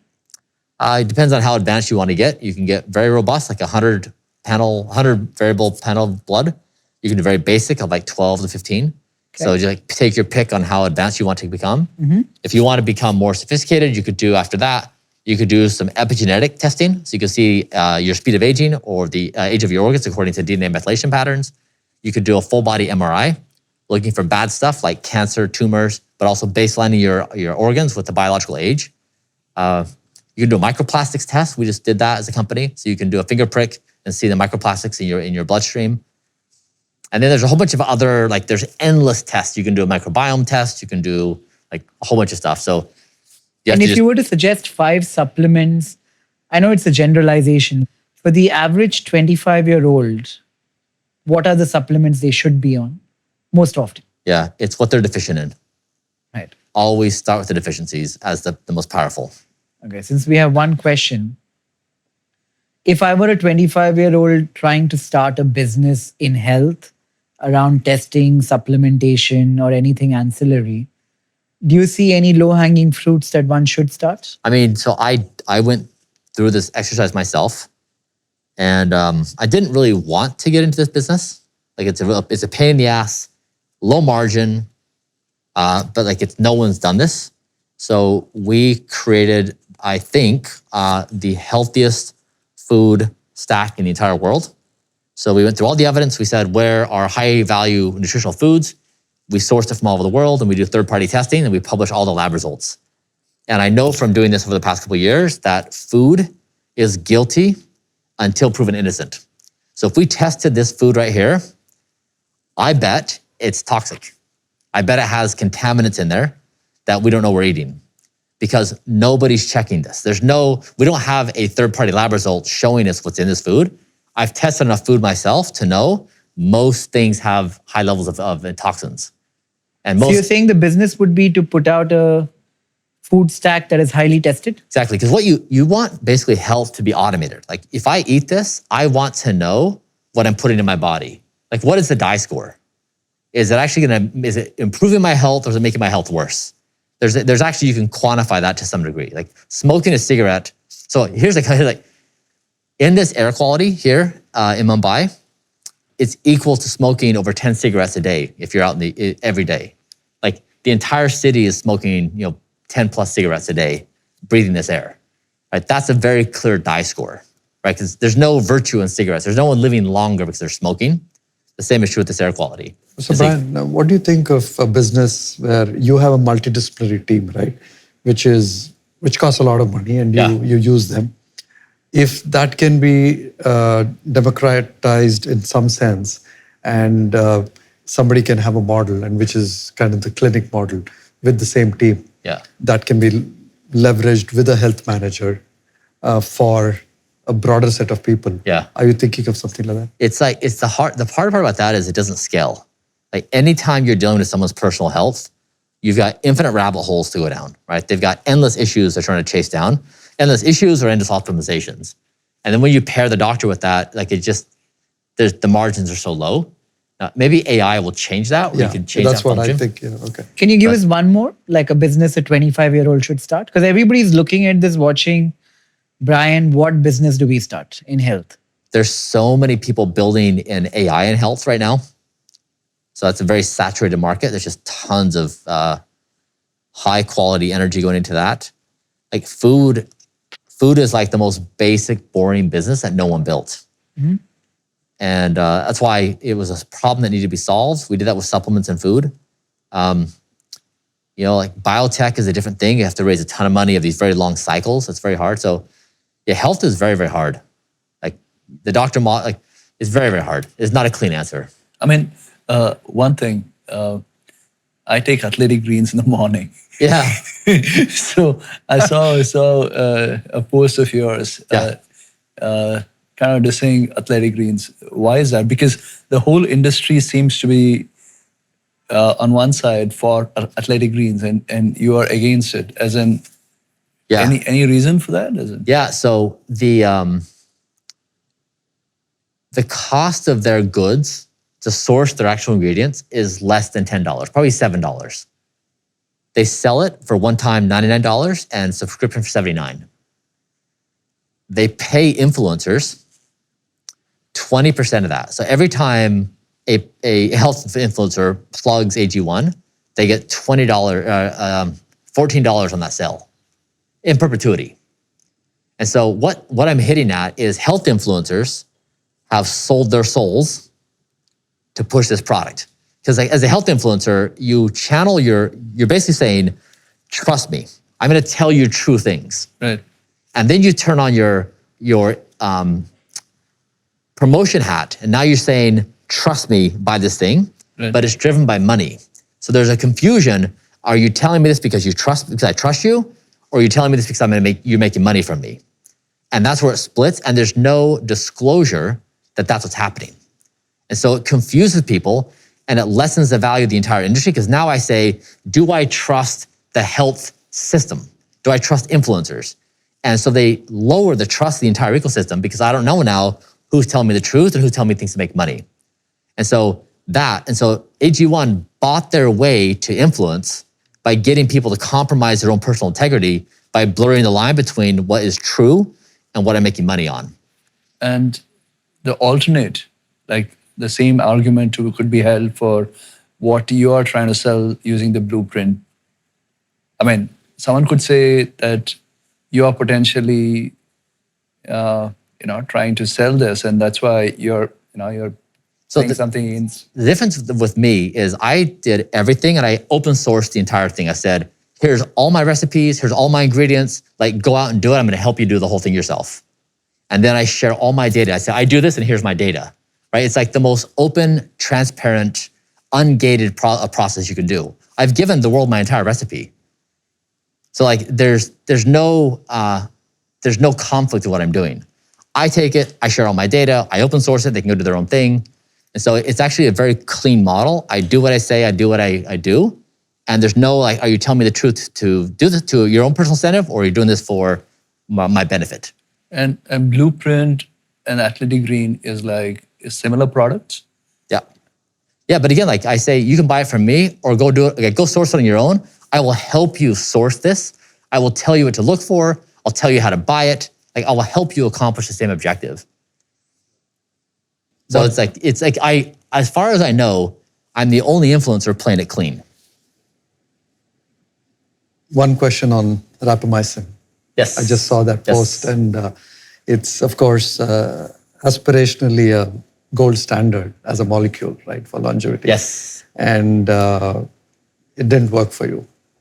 Do you think in a country like India, there needs to be new trials on it, and new people need to be, will it work in our kind of tropical environment?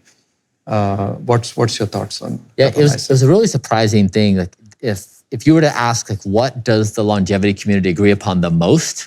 Yeah. it was probably rapamycin. Exactly. That's why this question. Yeah. So The one thing that everybody you said it doesn't work for you. yeah, I mean, it's the side effect profile. It messes with lipids. It messes with blood glucose. I had small tissue infection, soft tissue infections. It raised my resting heart rate. And so we knew we had these side effects, but we just wondered like whether the benefits outweighed, whether it was a fair trade-off. But we just don't think it is. And so, So will you try it some at the time again, or you just? We're open to it. Yeah, like we're always open, we're very humble. Like we assume we're wrong in almost everything we do, and we try to find reasons to like where we're wrong. But like we really do think we're very early stages, and so the value is in the process of measurement and of science evaluation. Yeah, just because it didn't work for you doesn't mean that it didn't work for it. Yeah, like and we may be back on it. I don't know. It's just like it's encouraging people to go through the same process of measurement. Great. And like I share this because like I want people to beat me, and if they can beat me, then they improve the whole ecosystem. What is end game for you, Bryan? What are you looking to be? 10 years, 20 years from now? What are you trying to achieve? I want something very simple. I want those who exist in the 25th century, I want them to say, he got it. He got it. He got that moment right. He saw it. Is the need for being right in an unforeseeable future, why is that so appealing to you? It's the characteristics I value in people. Like I read a ton of biographies, and we read people throughout history. Like Magellan, like he had this hypothesis: I can sell a ship around the world. And he got a crew, and he loaded up all his materials, right? And like he was successful. And when you paint this picture in your mind, is it posthumous validation, or are you alive in the 21st century? Like either version makes me happy. Right. Yeah. What center in your brain is that most appealing to? Like for you to be proven right 100 years down the line, what kind of high does that give you? Yeah, I mean, it's like, to me, it's the ultimate game to play. So like, if you say like, what is human ambition or aspiration? Like you could say in previous times, Alexander the Great says, I'm going to raise an army, I'm going to conquer territory and make this huge kingdom. Like that's like the peak ambition, right, of a military commander. If you're a spiritual person, you may say, I want to figure out detachment and ego death. And I want Do you think something in common between Alexander and the spiritual leader, outside of what they superficially did? Having a lot of followers for the spiritual leader, conquering land for Alexander, what sat below it in their psychology? Why did they want that? So it's like what a person does with their conscious existence. It's like Turing was like, I'm going to build a universal computer, right? Watson and Crick was like, we're going to look at the DNA, right? It's like people do things to express their essence, their intelligence. And so the question for me is like, I find myself to exist. What do I do with my existence? Like, do I try to make money? Do I try to have a lot of sex? Do I become debaucherous? Like, what do I do with my existence? And to me, the coolest thing you can do is you try to solve the puzzle of existence. Like you try to solve like this whole thing. Like, what is going on? Like, what is even happening? Like, why do we exist? Why is there Earth? Why are we in this part of the galaxy? What is existence? And so to me, that's like, you point at that. And that's what my 20-year-old self is like. I wanted to do something that had this bigger architectural thing. And to me, like, there's one thing happening right now, which is like, how do you solve existence for intelligence? Right. Like everything else is just like a sideshow. And so to me, I'm very drawn to it as a problem. And that's why I go to this, like, how do you structure knowing, not knowing? How do you structure human affairs? What are appropriate thought processes? So really, it's like the biggest puzzle to solve in this moment. So my team's telling me you want to like, yeah? Guys. Cool. Thanks. Yeah. Yeah? Yeah. Thank you for having me. Yeah. Good to hang out.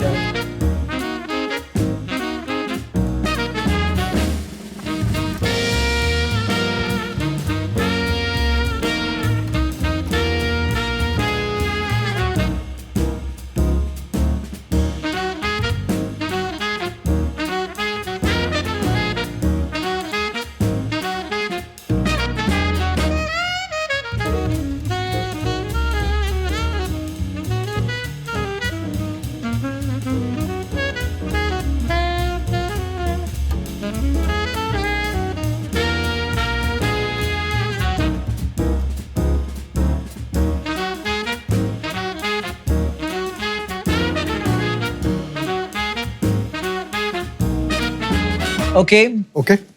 Bryan had to leave. Air quality in Bombay is not up to. Up to the I'm mark. actually surprised that the air quality affected him that much. Cognizant to how different things affect different people, but did you think it'll be that bad?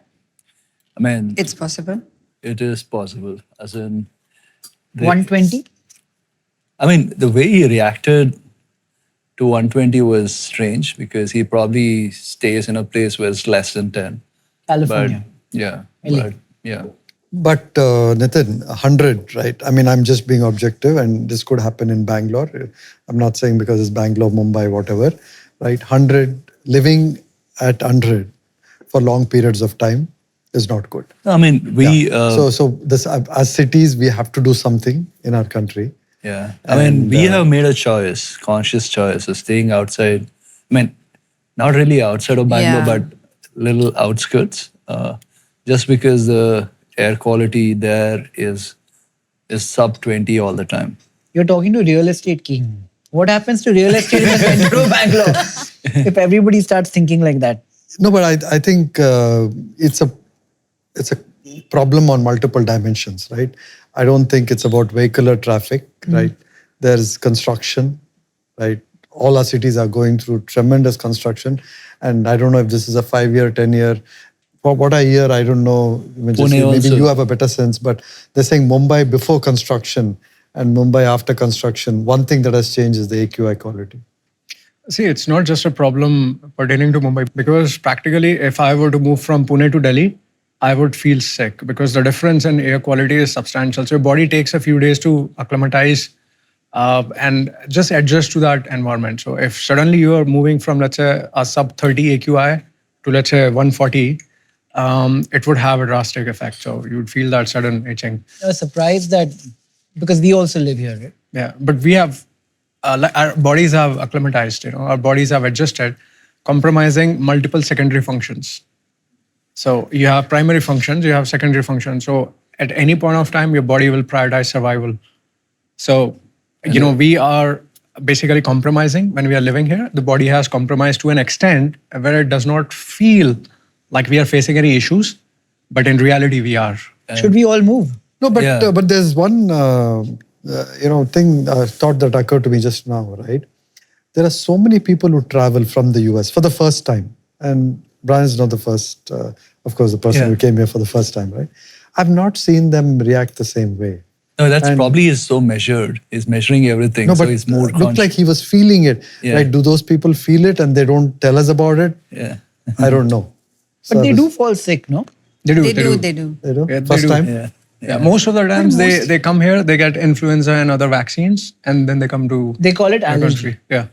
Yeah. But the strange thing is, in India, we pay more for real estate wherever the AQI is the most. Delhi is the most prime real estate in the country and the worst air quality. Here in Bombay, probably prime real estate. And Bombay 120, 130 next to the sea is actually, if this next to the sea, you probably go interior somewhere, you probably are having a much worse. Next to the sea with a lot of plants and 4 air purifiers. Yeah. Yes. But I think next 5 to 10 years, most of the cities in India will, as per WHO, would be, uninhabitable when it comes to AQI and water quality. Yeah. Like, sure, you can purify your waters, but at the same time, if your natural reservoirs are not safe to drink from, that basically will result in loss of flora and fauna because, we humans have the luxury to drink from purifiers. Animals don't. maybe that's the real startup opportunity, right? Like I said, how to make your home an environment that to some extent, for some period of the day, compensates for what you don't have in your control. So air purifier, good idea for entrepreneurs. Extremely good. I mean, but next level. I don't think the air purifiers we have today are really at the level which are required for our cities. They were probably made for, I'm sure this technology is from the West, where it was like 100, we had 100 going four air to... purifiers here. Yeah, it didn't work. Yeah, it didn't even budge. Like, I it was think you still need 130, 140. Yeah. You need air purifier that But works. do air purifiers actually take down PMI? Yeah. Because they take that PMI, they absorb that. Yeah. There are filters that absorb that. We probably need industrial size. Because in air Goa, I have the purifiers. Dyson one. It shows 60, 70. But I don't think PMI there can be that high. Goa, No, surprising. there's a lot of construction No, around wait, Construction it, activity. right? Air quality, one thing. Say in the house, when you're cooking, right? Yeah. The number goes high. So what is that? No, that is Are we smoke. still cooking and Yeah, breathing? but you're not doing, it's for short periods of time. Yeah. But it's still bad if the PMI is going Yeah, up. smoke, any kind of Any smoke kind of- is not great. It's ideally speaking, the kitchen should be kind of separate from the rest of the house. So there's a second business opportunity, right? Yeah. Your exhaust fans need to be next level. Correct. In terms of reducing the... And a real estate idea, designs should not have kitchens in the house. No, I think real estate wise, can you make a home, right? That just like the way we give importance to air conditioning in the home, is there somebody who can show me that there's a meter on every wall, right? Which instead of, in addition to temperature, can show the AQI in every room and say that this home has been engineered for sub 50 AQI.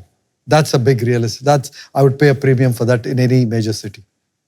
So I'm going to go through 10 tenets of longevity, Okay. which we can add to or minus from depending on how they sound, and we can all opine on what we think. And somebody comes up with a business idea for each one of them. Okay? First one, lifestyle management. Actively managing diet, sleep, exercise, alcohol, smoking, stress to slow aging. There's this amazing company called Fittr that does just that. And it's I'm a amazing. subscriber, but if I'm having a drink, you're not looking at me. How are you managing it? Subconsciously, we're making you feel guilty. Hoping that someday you'll give up. So what is Fittr's business idea? Explain it. It's primarily coaching. So we have customers in 100 plus countries. And so personalized coaching where somebody like me would talk to, let's say, Nithin or a Seema. And then we'd basically ask the same questions. How's your diet? How's your sleep? And it all boils down to basics. Most of the people are not getting their basics right. So educating them, getting their basics in order, and then showing them results. That's what we do. And are you coaching me via a screen? And how much are you charging me per session? I'm not charging you anything. I know. Thank you. But how much do you charge per session? So Fittr starts at roughly 1,700 rupees a month. Right. Everything is virtual. Right. That's the low end. And then depending on coach's experience and let's say if you have comorbidities, the prices go up. We have three customers here, by the way. Sorry? We have three customers here. Your price goes up based on comorbidity. I mean, specialized, That's a very sharky move. actually, it's dependent on coach specialization because coaches have more experience. So they get to handle clients with comorbidities. So if somebody, let's say, doesn't come with any kind of baggage, and a basic coach who just understands basic nutrition training would be able to deal with them. But let's say if somebody is hitting, let's say, perimenopause or somebody who's a menopausal woman, they'd have issues. They'll have mood issues, they'll have anxiety issues, thyroid would be out of whack. So they'd need somebody who understands clinical nutrition, somebody who's expert in understanding behaviors of women around menopause because it's very tricky. So it all boils down to that. And that experience comes with a price tag. So you're doing this well. I'm sure you made some mistakes along the way. Too many. What should I start? What should a 20-year-old start in this realm that can be a successful business? And what should they watch out for? Basically help create your competition. Right. I think our model is going to keep growing as the demand for personalized attention keeps growing. And as we've seen in other aspects also, like consultants, they're never out of a business. And it's just a matter of aggregating the right kind of consultants. And, just there's going to be demand. So people can replicate this business and they can actually become competitors. So it's actually quite challenging for us. How do we, keep ourselves reinventing so that competitors don't eat up our share of the market? Or What's your moat? actually, at this point, to be very honest, except for the community, nothing. Is there some tech involved? Everybody can build tech. So right now, the only leverage we have is the brand we have built for ourselves for the 9 years, and it can be easily overcome. So we have to reinvent ourselves, and we are in the process. Okay. Second tenet of longevity, consumer diagnostics. What's happening in the world of diagnostics? Diagnostics, right? So I think, just moving a step higher in terms of, so we are in this, I think, a unique moment in our lives, right? Beyond the do not die moment that we discussed. I think where we have these advanced screening modalities, multiple modalities that are becoming more affordable, coming out from the lab to mainstream, right? Beyond blood biochemistry. We have better understanding of not only the structure of our gut and our microbiome, but the function of it, right? How do we measure the function, which is very different actually. You can kind of talk later more about that, right? So looking at that, then you also have metabolites. We did speak about it. Fundamentally metabolic pathways, what JC was also talking about. How do you get a better under the hood idea of your metabolic pathways and be able to measure them? And then finally, all of this is a lot of data, right? If you didn't have AI, you just can't make sense of all of this. So building all of this into a model that can be, worked through not just Gen AI, right? So something like this requires ML, requires data engineering, and requires a different type of, a more comprehensive, machine learning model to be able to finally act as a agentic co-pilot, co-assist for somebody who can, as one of JC's coaches or consultants, should be able to use this tool to be a bit more precise. So it's not the diagnostics that is the idea. I think it's being able to make those diagnostics actionable. And that's where AI can actually help, because otherwise the type of expertise required to really make sense of all this data is something that very few people can get to that level of expertise and training, and it just won't be practical and scalable. So this is a huge opportunity, very early days, and there's a final dimension on this, which is also what JC is using, which is longitudinally kind of tracking somebody and seeing what is changing. So maybe that's one more of the your longevity things there. But it's not about the one time, right? It's about then what the coach tells you, what this health manager tells you, and then can you remeasure, and how often do you do that remeasurement, right? Is it monthly? Is it quarterly? But at some cadence, you need to be able to do that. And again, an AI tool is needed to say what is really changing, and is there a correlation between what you did and what changed? So it's a open white space. Can you tell us the business model of BioPeak and what you're doing differently? Why should I come to you and not go to ThyroCare? Also the money, how much will you charge a client? Yeah. How much does it cost you for the equipment? So first of all, why do you go to ThyroCare? Because some doctor told you there is first of all, why did you go to a doctor? You went there because you think there is something medically that's bothering you, right? And most doctors are specialists. So they specialize in a particular organ, a particular function of your body, right? And when they send you for a test, they actually send you for a test for that organ, for that functioning of that particular portion of your body, right? That's, we think, medicine 1.0, 2.0, and that's the old way of doing it. The medicine 3.0 approach would be to take a more systemic, whole body approach and look at, whether it is your metabolism, whether it is your how good is your cognitive function, how good is your physical and performance at a muscular and at a range of motion level, right?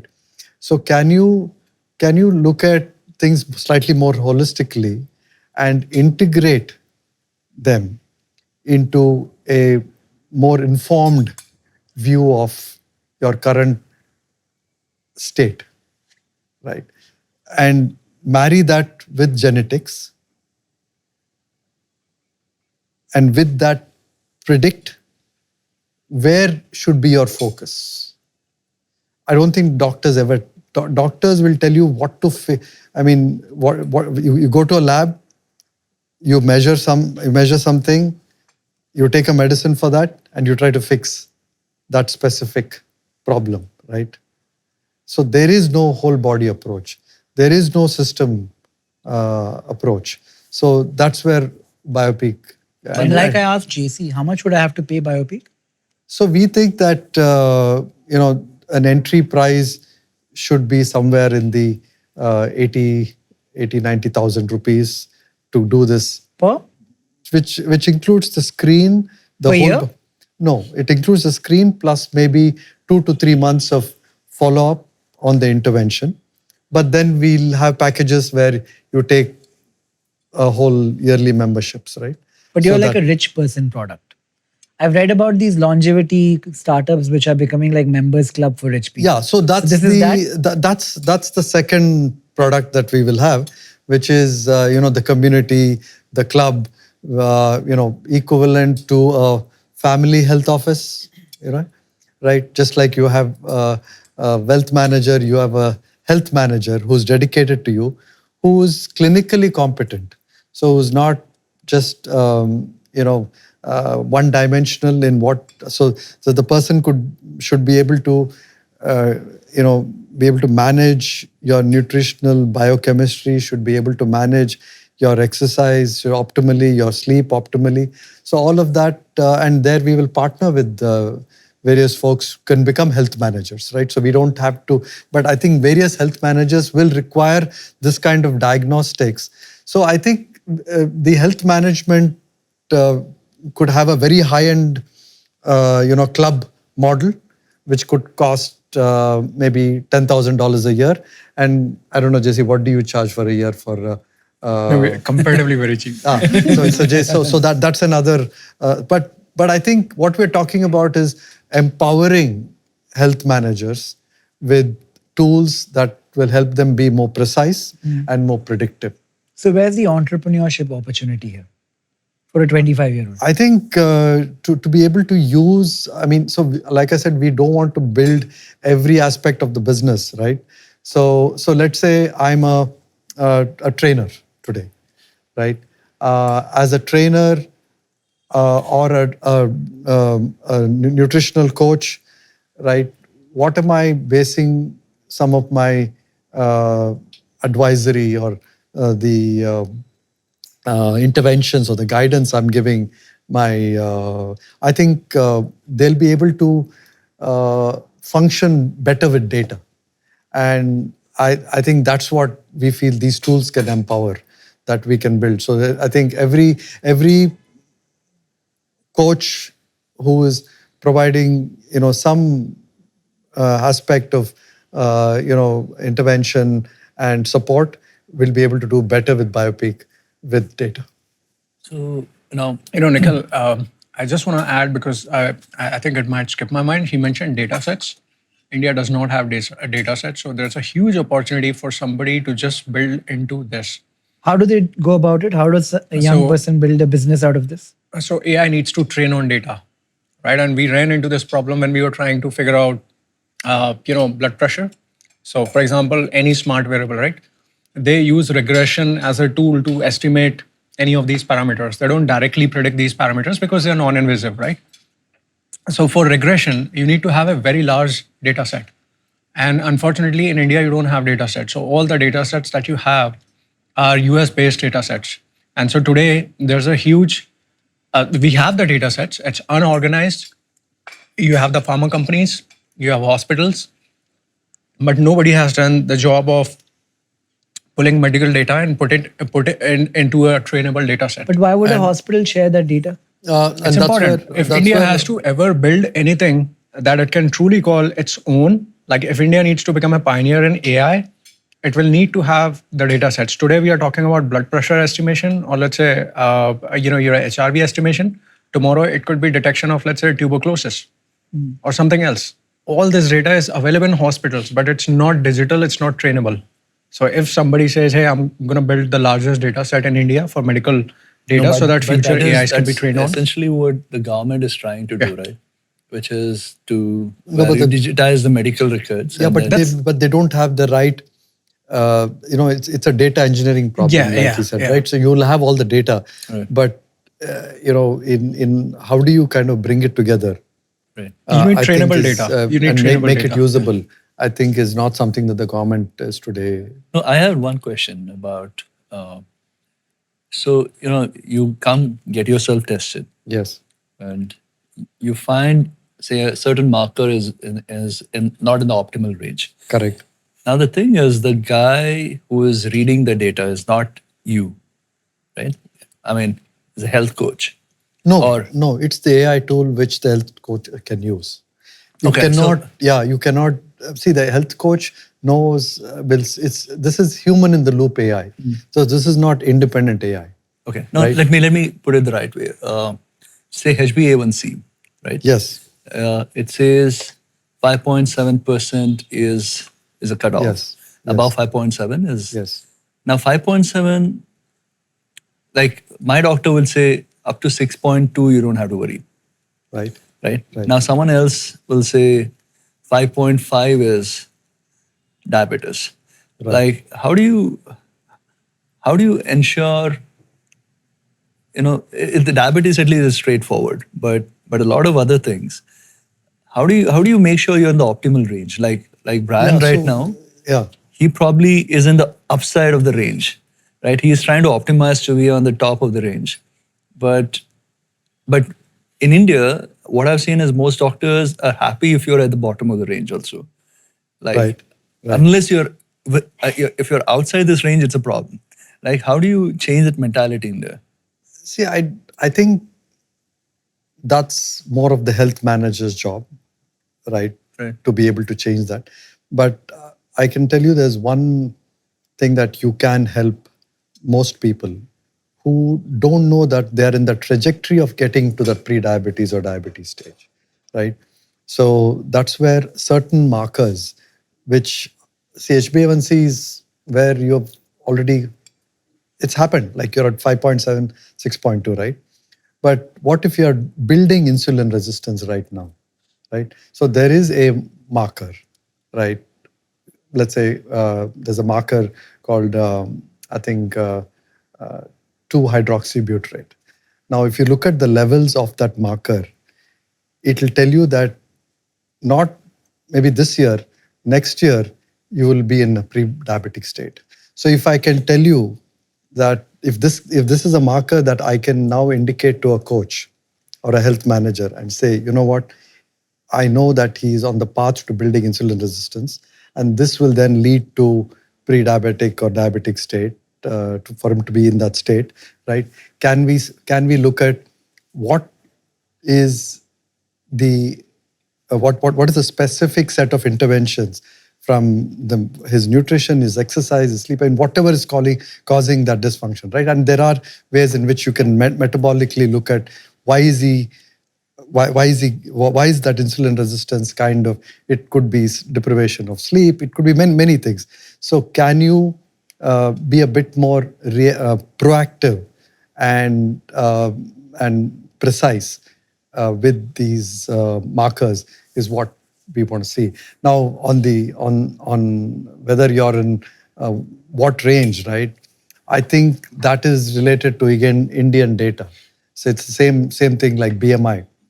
BMI levels in India need to be lower because our fat thresholds are lower, right? Unless in Indian doctors and have this now, and where did this data get kind of research? In Singapore, right? Because they are putting money into doing this research to say, okay, what is different about Asian genetics, right? How is our genetics different from the Western genetics? If BMI of 25 is not going to lead to challenges for somebody there, a metabolic syndrome in somebody in the US, somebody in India maybe should be 21, 22 to be able to not get into these challenges. So I think the ability to actually look at what is different about our genetic makeup and how that with the nutrition that we consume leads us into these disease states, I think is the broader challenge. Yeah. So I want to build a business around data sets because India doesn't have it. What would be step 1, 2, 3? I don't have much money. I'm 25 years old. I think the easiest thing that you can do is just go to the hospitals and maybe you can work with the government. They have this ABHA integration. What is it? So ABDM is the Ayushman Bharat. So government has decided certain portfolios for what you could be. You could be a medical data storer, you could be a log provider, or you could be just like a like end service provider. That you can register as one of those, and for that you just have to show the POC to the government that this is what I intend to do, and you'll get the access keys and everything, and then build case with hospitals. Maybe work with them to figure out how you can get the data and convert them into trainable data sets. So by trainable data sets, what I mean is that you need to first collate all the data, segregate it by age, gender, and all of those things, and then basis different kinds of let's say comorbidities, right? So that becomes a trainable data because cleaning data itself is a huge problem. And then do it with one hospital, do it with let's say a chain of hospitals, and then use that data. And if that data can come from let's say devices, for example, let's say you have a HR monitor or if you have a SpO2 monitor, that basically becomes a great tool for regression testing. No, the point here is the data, the Ayushman Bharat, the problem is the hospitals are not digitizing their records. So even though the Ayushman Bharat, the scheme is there, it's not really taking off. The thing, I think, the biggest owners of data, health data, will be Apple and Samsung because of watch.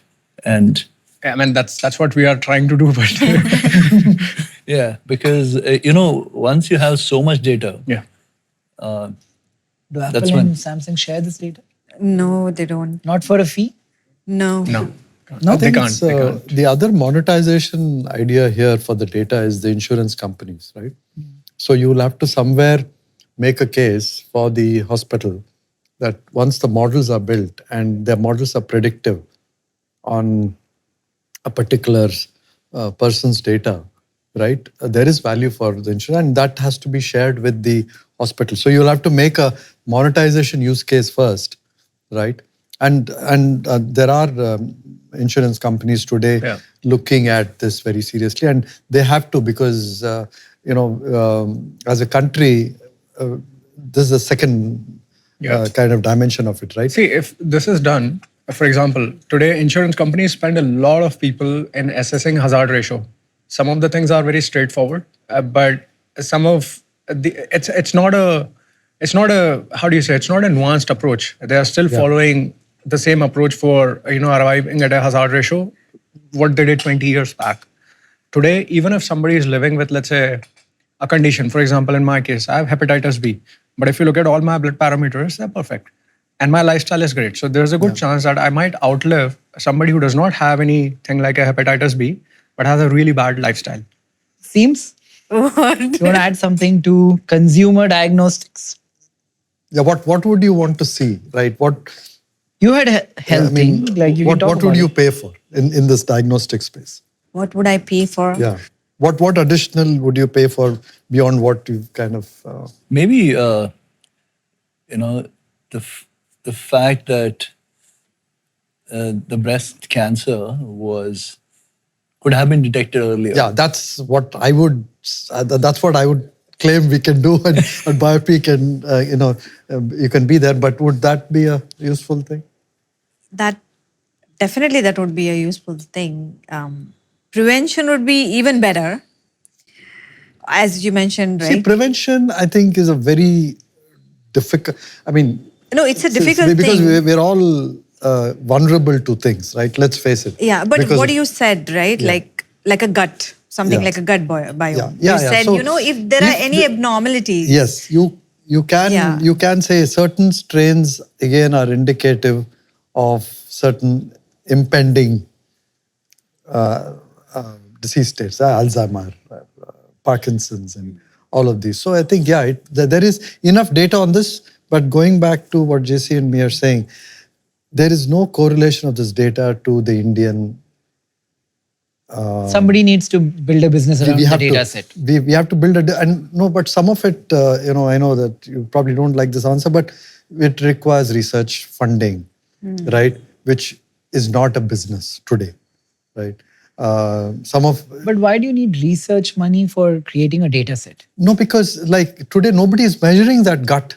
Nobody has that amount of data on the gut, right? See, we are assuming hospitals are keeping clean data. Yeah, they The don't chances have are they No, might they are not. not. Yeah. JC, some whiskey for you. Okay, so here's the difference. Look, no. Class 1 carcinogen, right? It's kombucha.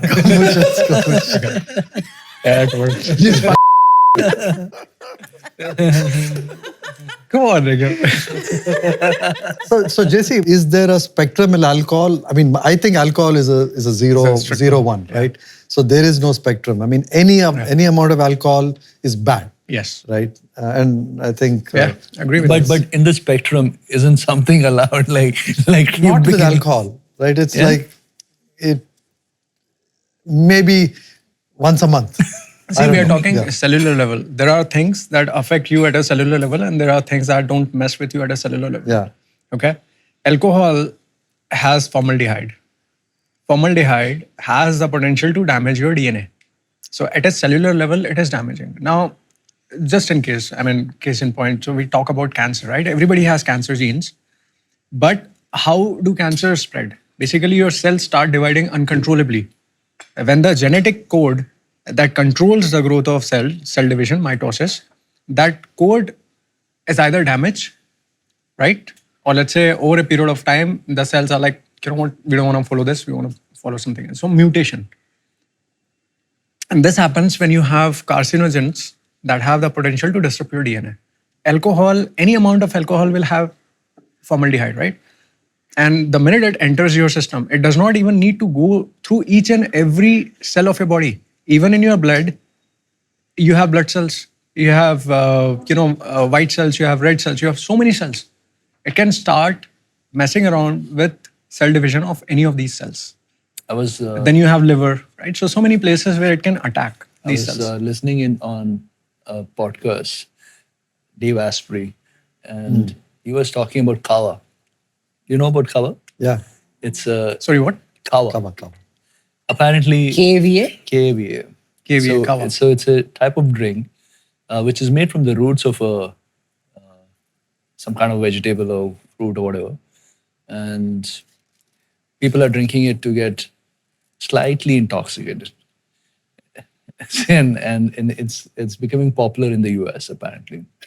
So kava drink. And Even coffee is intoxicating, Dave right? Asprey, do you have... Caffeine? Yeah, Dave Asprey, I have my own. I Yeah, don't same- know. so I share the so same- We share the same thing on. So who is good? Dave I know Asprey is your not- views on Bryan. Let's go to the next one.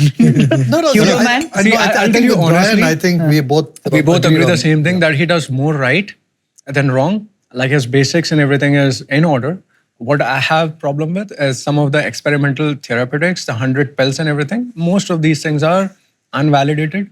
So as long as he's keeping those experiments in check and he's doing it on himself as a science experiment, good. I'm just saying don't preach those experiments on people, because you are doing follistatin, you're replacing your albumin, your blood plasma with albumin. People are going to do that. And these are, first of all, very expensive treatments with side effects. But if nobody does the research, how do we ever innovate? No, so So that's what let he's him saying. do Do it. it of yourself, Yeah. but don't say that. Don't tell to people. Yeah. But is he saying, No, asking people to I do it? think to that extent he's doing fine. I think. I mean, so Huberman good? Dave Asprey? Who else? Tim Ferriss? Huberman largely good. Ferriss, yeah. Largely good, yeah. David Sinclair. Mixed. Same. Tim Peter- Ferriss? Tim Ferriss is not really longevity. Yeah. No? Who else is And there? Peter Attia. Peter Attia, Yeah. largely good. Good. Yeah. JC Fitter? JC Fittr, very good. Look, I'm not a Let's scientist. do the Indian ones, okay? JC Fitter, Marcus Ramney? Marcus Ramney. Yeah, he's Marcus good. Ramney. He's good. Your Endo, what's his name? Kadambi. Kadambi. See, Who else? Give me someone name. See, I'll tell you. No, I we think I mean, I have one or two benchmarks in how to look at. I mean, whether it's Indian or how compromised are they in terms of selling or being, married to some product or supplement, right? So you got to watch out. And second, I think in some cases they just have this super ego and want to kind of satisfy that ego and want to make certain claims just to kind of get to stand out, right? And I think a lot of social influencing in this space is around that. And third, being single dimensional, right? A lot of them, they're like, okay, you got to be traditional in everything that you do, right? You got to eat like what your ancestors did. eat. Yeah. It's not contextual, Yeah. right? So I think you should watch out for any of these signals Yeah. and use them as, I actually want to ask JC Yeah. something. You're the only influencer left now since Bryan is gone. But do you get a lot of hate for what you say? I mean, because everything, in the health, in the topic of health influencing, there's no right way. There are different ways. So do you get hate on? Yeah, your I posts? do. So most of the times the hate comes from a place of ignorance. I'm on the side of being rational and being logical, and then being driven by any of the other things, which could be culture, religion, propaganda, politics, right? So because you can't have science mixed up with these things, that's a very dangerous concoction. With science, there might be people who have a strong science backing a certain idea. Like you might say, say for example, kava I just spoke about.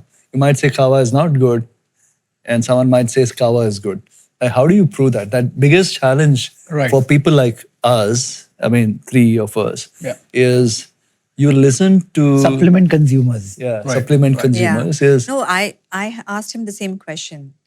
I'm like, how right is it to follow someone and then they list out, I take this, that, and then you just, okay, you know what? Let me buy all these. And how safe is that? Right. So the problem happens is when people don't understand the basics, and by basic can be very complicated. For example, biochemistry is extremely complex. So unless until somebody understands the biochemistry, they won't be able to ask the right questions. For example, let's say Bryan, for example, for a layman, he would be easily he would have been able to convince somebody that, hey, take NMN. It's a precursor to NAD. Kids have lots of NAD. You don't have enough NAD, and that's why you're aging. So if you take more NAD, you will slow down your aging. Somebody who understands biochemistry will throw homeostasis at him. Somebody will tell him, hey, that's not how the body works. Most of the NAD and NADH is produced in the mitochondria itself, and it's produced depending on the metabolic efficiency. Like an unfit person would require more amount of food to produce less amount of ATP, and vice versa, right? So somebody who understands the reactions, somebody who understands the body's physiology, he'd be able to ask the right kind of questions. If you don't ask the right kind of questions, you'll likely agree to them. That's the problem, and which is happening with primarily everybody. 10 years back when I started, my knowledge was primarily restricted to nutrition, which is energy balance and exercise science. Over the years, I learned biochemistry, I learned physiology, then statistics, how to do research. So all of those things had to be assimilated. And unfortunately, there's no course in India or outside that provides you a 360 view. Is that a business idea? Start a course? It should be. Yeah. It should be. It's they in do need that. of time. You're doing it? We do Yes, it through INFS, but it's not at a level where we inculcate extreme. What is INFS? INFS is our sister concern. So we train our coaches there.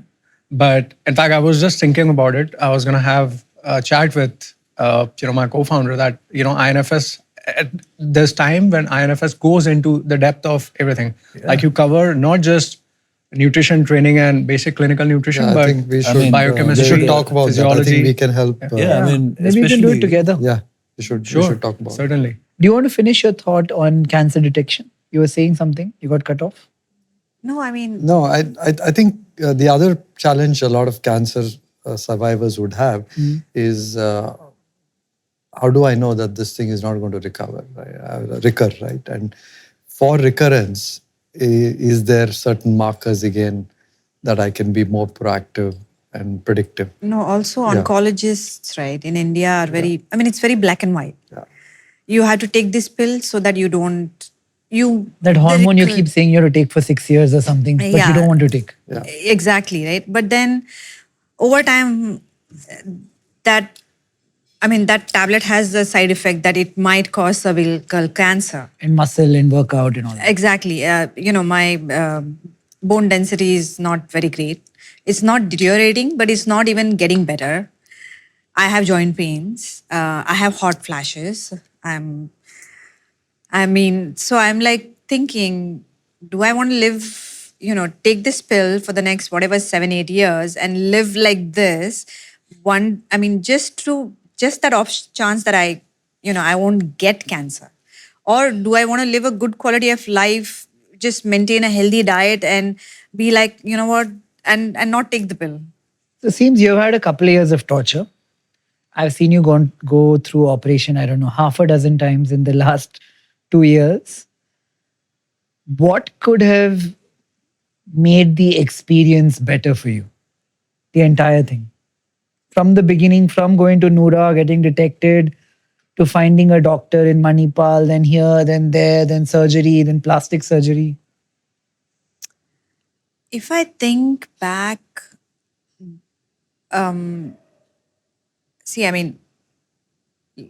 luckily we are in a position that it wasn't very bad for me. But then, What does that mean?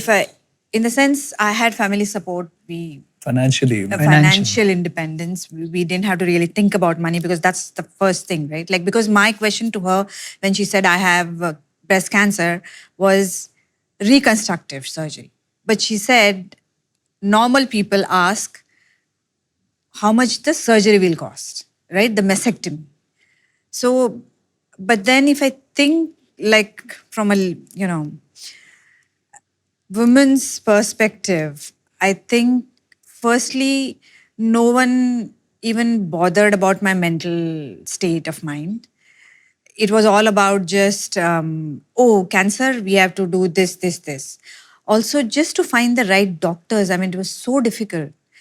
It's not easy to find the right oncologist, especially without, any, like we had, you knew a lot of people, so we figured it out. But I would really, it'll be great if there is a database where I know everyone will have different experience. You think with like them. a doctor ranking system business? A curated marketplace for doctors. No, I think this is Even that this is an area in BioPeak we want to be able to do, which is, I think the expert see, everybody, like I said, comes with either something that they don't know about, or people come with a problem they already have, right?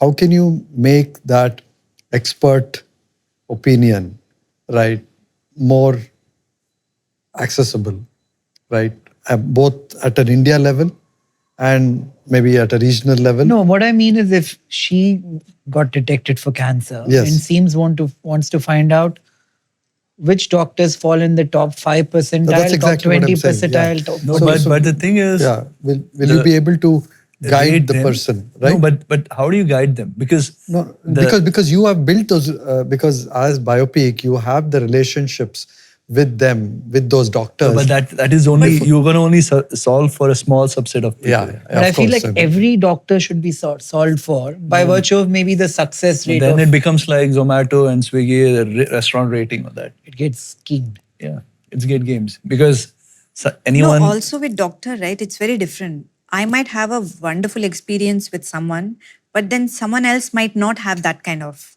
But that will net off, right? Like after Yeah. 100 people, if Yeah, 70 have typically you have- good Okay, experience yeah, with this then, doctor. yeah, that should. Yeah. Yeah. So a business around a non-schemable way of ranking doctors and getting access to networks Yes. that are highly No, but Practo credible. was supposed to be that, right? Who? Practo? Yeah, but they again, like I said, you need to be really curated, and it's not something that can be. I don't think Practo is curated. Yeah. They're more of a listing platform. Listing plan. But then you have the ratings there, right? Yeah, but I think non-schemable rate. yeah, it's Non-schemable, not yeah. non-schemable. Like who's vouching for Yeah. the quality? There has to be a system that says, if somebody has given you a bad rating, that stays. Like a doesn't go quality away. Yeah. agency in itself, Yes. which does nothing else, Yep. goes to the hospital when you have your surgery, sits there for 1 hour, does thousands of repetitions. Of What's the monetization? There are actually agencies like Hospitals this in will the pay. US who monetize this. No, but you charge the hospital hospital. Why will the hospital pay? to get better ranking doctors and to have quality check of their own doctors. Yeah, this will Quality, also build I don't a think reputation for hospitals. Hospital, then it becomes like what's the site? CRISIL, S&P, Moody's. No, but still, I mean, while it's game to some extent, but it's still reasonably credible. Don't you? But you think about it, there was this company called Second Opinion. And they did a survey and they found out that almost 41% of the surgeries were unnecessary. So how is it that two doctors, one is saying go for a surgery and one is saying don't go for a surgery? So what we're saying is the intermediary quality agency which sits in between a patient and a doctor in a hospital, right? At a very broad level, and Yeah. at a premium level, a more curated subset of that for people who can afford. I think both are opportunities. Nikhil, the one thing we missed is talking about is devices. So I was just talking about a device that's available in the US today to measure VO2 max for a normal person. No, it's not 100,000 complicated device, right? I think a lot of these will have value in India and good monetization potential too. And No, but most of the devices, yeah, JC, excuse me on this, but are not really Indian made. As in you're forced because there is no supply chain of these devices. So you're forced to go to China, pick up something and come and sell it. As in no, but I mean, let's leave the China angle Right. aside, right? So you still are owning the IP and you're manufacturing it No, but- in China, right? So But- hopefully, But the thing about my whole thing about this devices thing is the guys with the biggest distribution are gonna kill it. yes. See, Right. now I'm somewhere taking Nikhil's startup thing as not only startups that can become all 500 billion to a billion, right? Yeah, I mean, I'm no, the looking thing at- is, if you're only a wearable company, getting to that itself is really tough because how do you differentiate? Now, JC Fittr's got a community, so he can sell them rings, right? No, our primary business model is not the ring itself. Yeah. The It's primary not- business model is changing the metrics. Right. Once you get the data, what do you do with the data? Yeah. So, but how do you the thing is variable now. If this person goes and gets the VO2 max, whatever device, there'll be 10 others replicating it in no time. No, there is IP. That's what I'm saying. See, some of these devices, I believe in India, in the next 10 years, there will be some IP. Every IP need not be just a follow-on IP like what we have had in the last 10 years, is where I'm going, Nithin, right? Why can't we believe that there is certain medical device IPs that will be novel and at a price point in India that will be more usable and deployable in the country compared to just importing stuff. That's if an Indian can come up with the IP that he can call his own. Yes. No, Nikhil, Yes. but see, even if you make any high-end manufacturing, take any high-end device, 90% of all electronics is China, Taiwan, and South Korea. So you cannot truly Even Apple. control the IP from a hardware point of view. Right. But there's a lot of IP involved in the not hardware side of things. For example, you can patent on the design. Right? You can patent in the algorithms, you can patent in the function. So there's a lot of IP-able thing that you can do. But to the point where, nowadays anybody can challenge any IP and all you have to do is like just make small differentiation and then it'll take years for somebody to prove that it's the same thing. So, even IP is not entirely protectable. So I think in today's market, the thing is first to market, distribution. That's pretty much it. So, And you can also look at distribution. I mean, again, just to look at Ultrahuman, right? They went to every country where Aura is not there first and said, can we solve for... No, Ultrahuman has done a killer job. Yeah. So I'm saying, why can't we have 10 such companies come up? People will learn from the old playbooks, will build on those playbooks. And like I said, in science and engineering, I think we are getting better. I think Ultrahuman also made at least a few at a software level. I think they did some innovations. No, it's never just the hardware. Yeah, trust me. The kind of like when you get the hardware is like bare minimum. So you can take the hardware, 10 other people can take the hardware. Design is where you have elementary control. Like, okay, my device is going to look a certain way, it's going to feel a certain way, the packaging is good. Software is where the differentiation lies. Because at the end of the day, what is the user looking at? He's looking at the data on his phone. What all features are there? How Like that, if you accurate is it? extrapolate, everything is China and TSMC, right? Including Apple and Nvidia. But the AI and the software layer on top of it, right, will be something that will make a difference and you can own, is I guess what we're saying. I'm not talking about the manufacturing.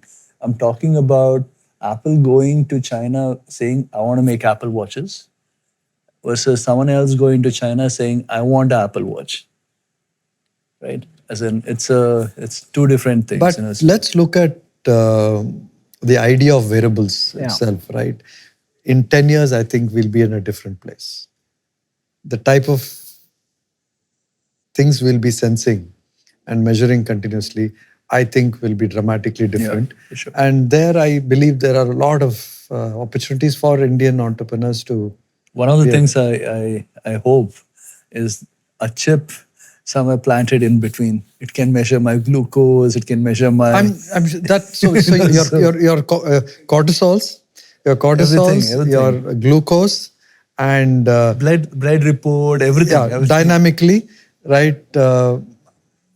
My guess, 10 years. Yeah, I would love I'd say to know it's if already someone there want in to the draw works. my blood. There are some countries which are doing research on this. Yeah. Yeah, they just plant a chip inside your body. They'll do a surgery and then it'll measure Hey, everything. there is one device now that can measure lactate and glucose continuously.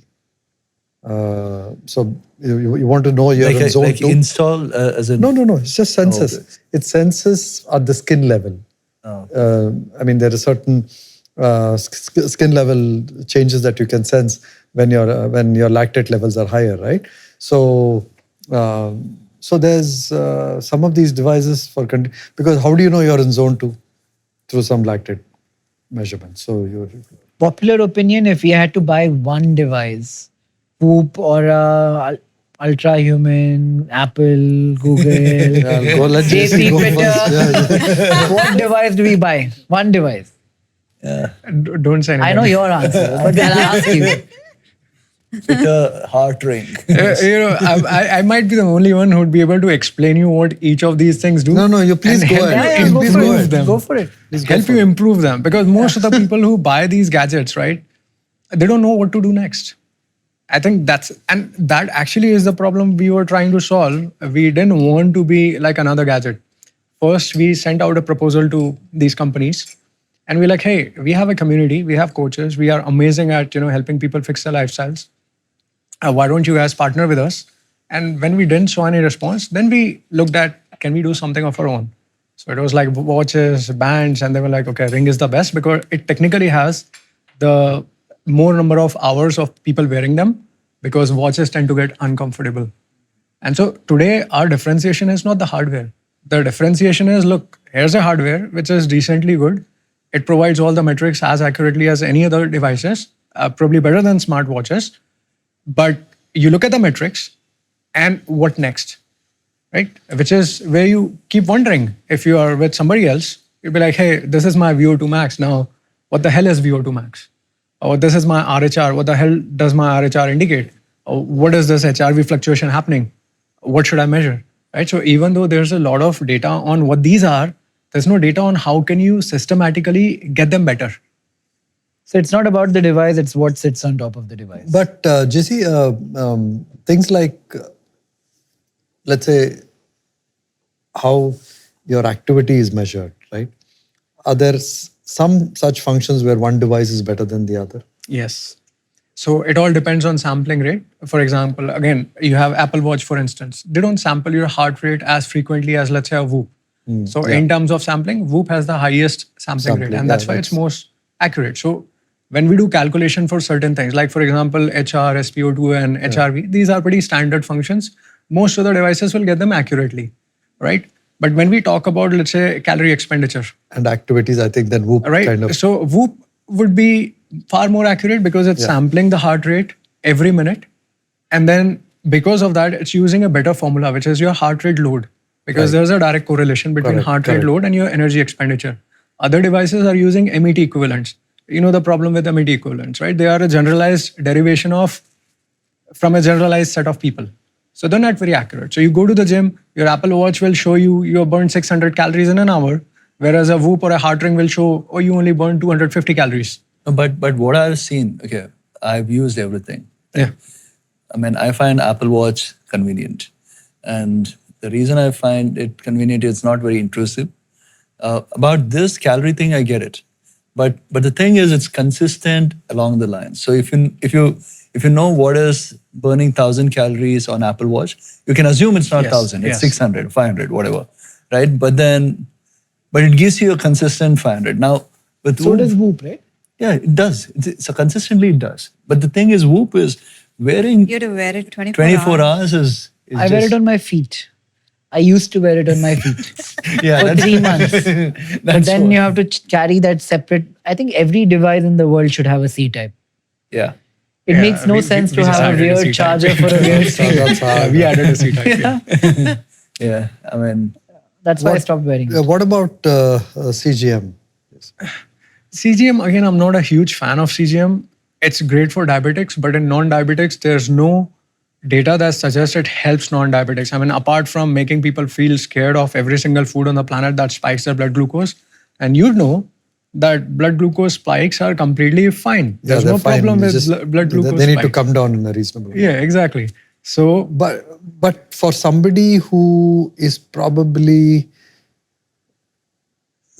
in some stages of pre-diabetes, right, and wants to really optimize the type of food they eat, and optimize maybe also the eating windows and kind of go through that phase of seeing what works for them.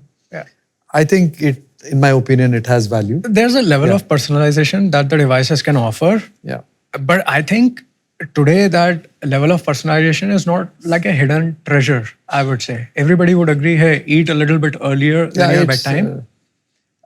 Eat fewer meals than you would, like don't hop on 6 or 7 meals. And then eat within your caloric intake. If you want to figure out that basis a CGM device, sure. But I'd say that you're kind of overcomplicating stuff because this stuff is out there in the open. But if somebody feels that, instead of 9 o'clock, my CGM tells me to eat at 8 o'clock, well, more power to you. Longevity supplements. This is the big one. Everybody will. I know we're all taking different things. Even though JC might say no and nod his head, I know he's taking something. I'm not taking anything. I can go on record and tell you guys I'm not taking anything. I was looking through a bag and I found this growth hormone needle.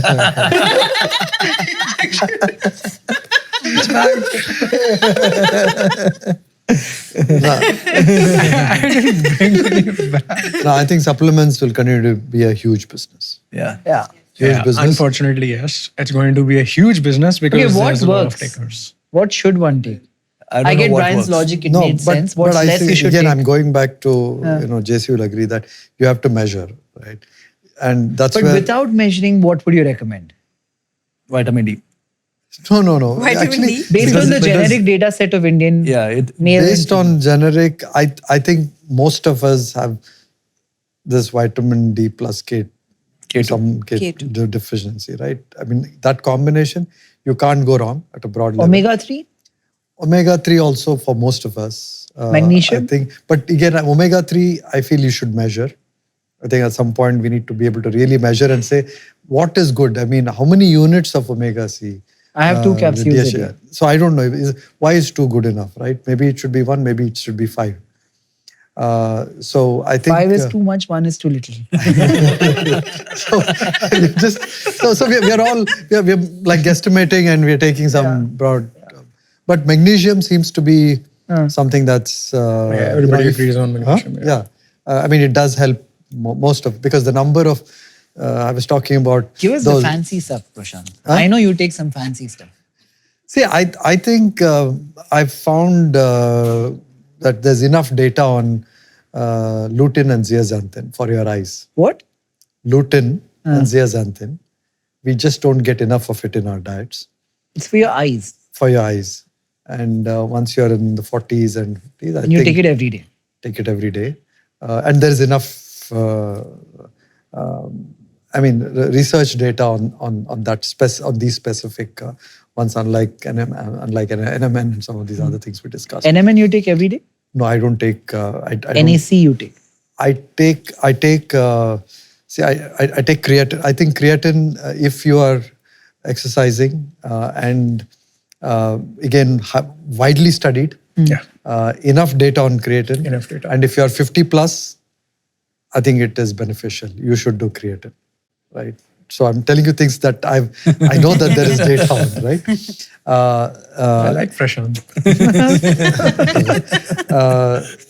There is no data on collagen. He says no supplements, everything you're saying is good. No. I mean, like most of the longevity supplements, these are not longevity supplements. These are generic NAC, I think there is some data. NAC is precursor to glutathione.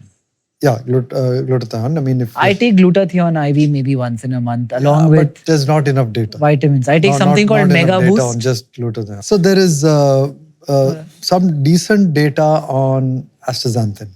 Astra? Astaxanthin, which is for your skin, right? It's an antioxidant, but it seems to have one of the enough data. I mean, I would say in a data oral supplement. Like if creatine and some of these are like 9 on 10, I would say this is like 7 on 10 in terms of data. You know the thing with IV? Yeah. It feels like you're doing something. Like popping a tablet doesn't feel enough. When somebody comes, pokes a hole in you and there's a bag, you sit for 1 hour and you watch drop, you feel like you've done something. So the one funny supplement set, nootropics, right? Like ashwagandha, I've found zero use for myself, right? Yeah. You're going to get a lot of hate for this, by the way. Yeah. I know. Let them, I mean, but no, that's what I'm saying. Ashwagandha, I go back to saying where, every supplement is not for everyone, right? It's Prashanth? not like ashwagandha. I mean, just because Huberman says ashwagandha is good doesn't mean that everybody. If it works for you, yeah. Not even Shilajit? No, I don't take Shilajit. I have people who have been in this house earlier today swear by it. Practical No, experience. great. I mean, if it works for them, that's great, right? But I'm not using No? Shilajit, right? All Shilajit studies are funded by the company that makes Shilajit formulation, Prima V. Don't they say they find it on some rock in the mountain and all? I mean, Himalayas. all you have to ask them it, what exactly is there in Shilajit? Fulvic acid. Yes. And what part of the HPTA axis is it helping? Is it helping your hypothalamus? Is it helping your luteinizing hormone? Is it affecting your FSH? How exactly? See, There's no known mechanism. I think in some of this, the mechanisms itself is the problem, right? We don't know the mechanisms. So what's I with think, the you know, collagen?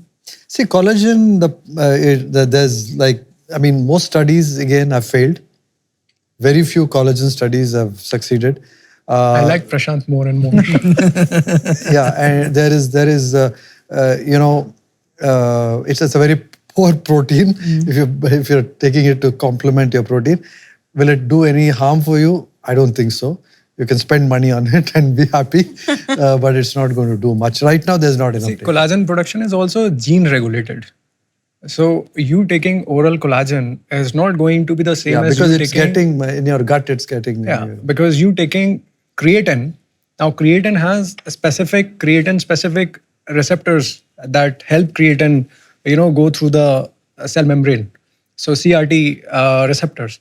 But collagen, if you just take collagen, it'll end up in your bloodstream, but it will not affect any of these things. Yeah, it's not. It It's will not getting into any cell membrane. It's not. And what you are getting is basically essential amino acids, which your body can automatically produce when in times of need.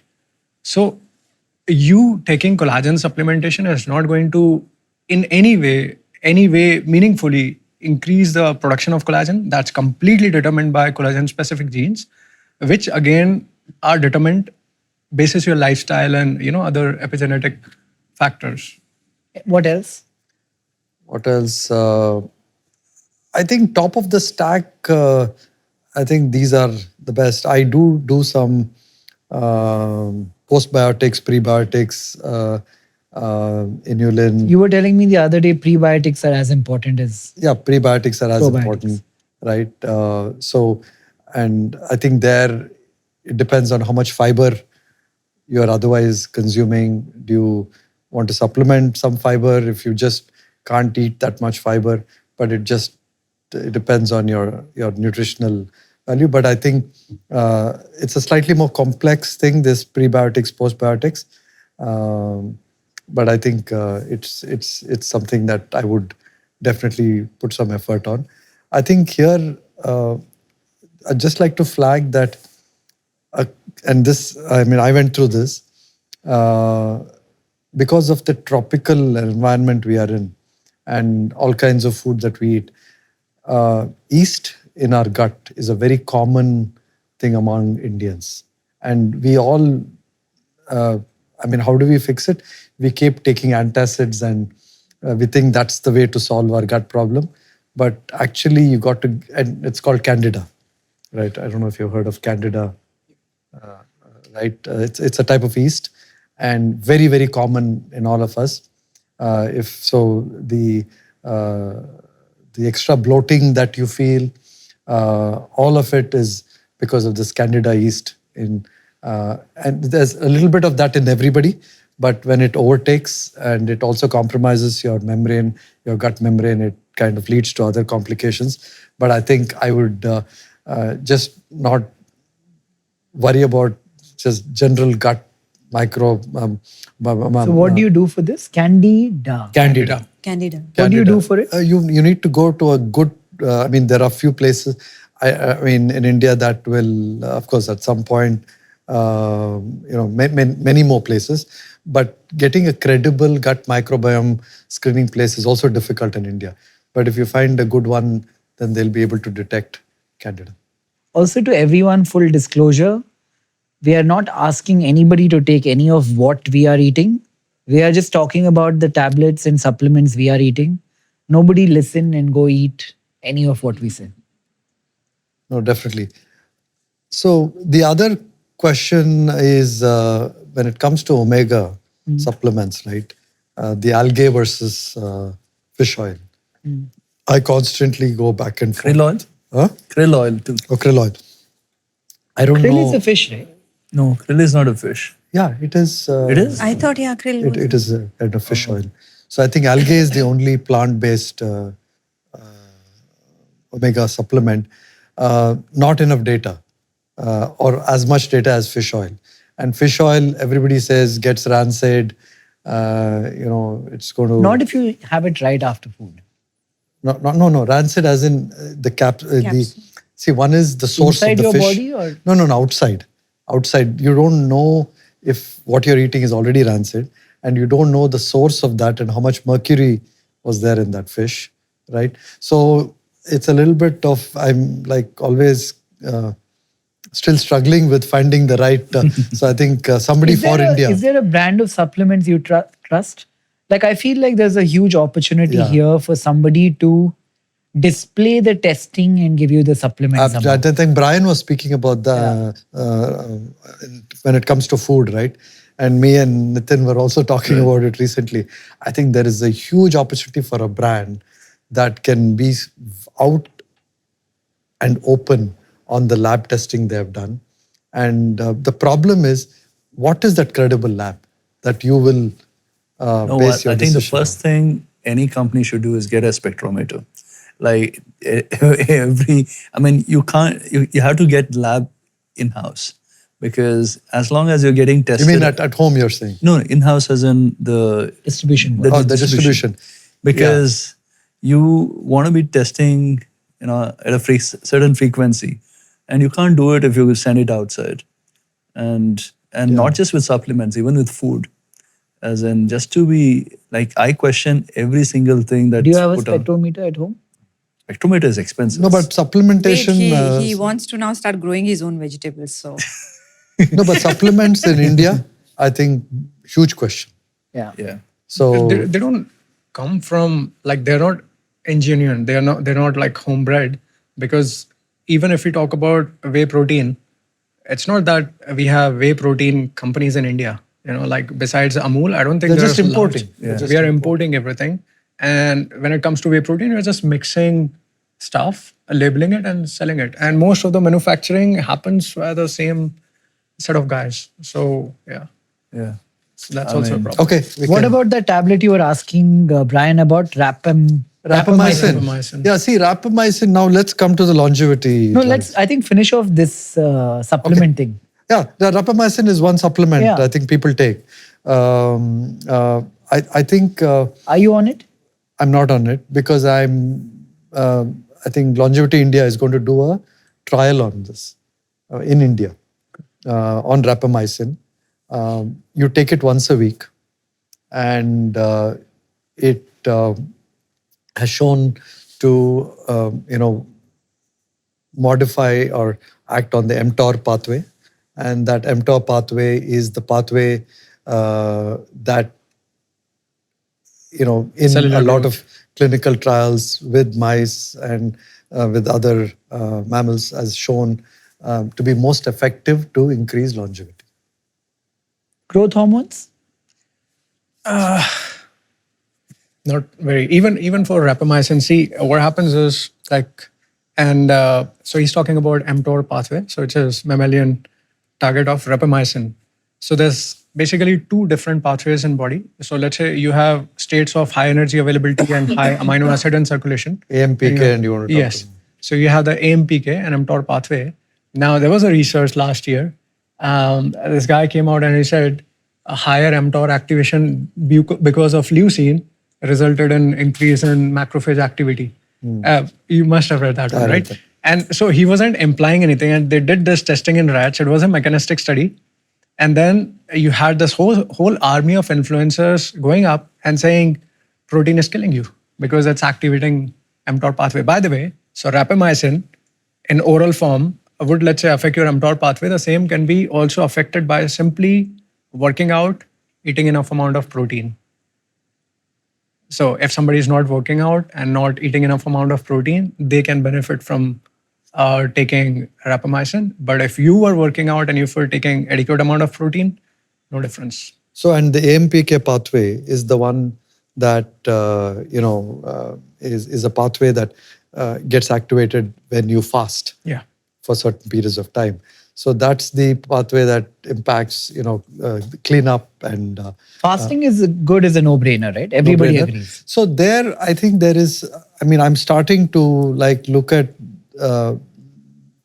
not just time restricted eating, which is the most common thing, but real fasting, which is, let's say, this 3+2 day modality, where 3 days you just eat the normal amount of calories, or maybe you can even increase it a little bit so your weekly averages don't change, and 2 days of maybe 50% of the calories. Right, so and you cycle this. Basically average out the calories. Average out the calories, but do this kind of, there seems to be more and more data I'm getting convinced on in doing this 3+2. I'm doing 16, 17 hours every day.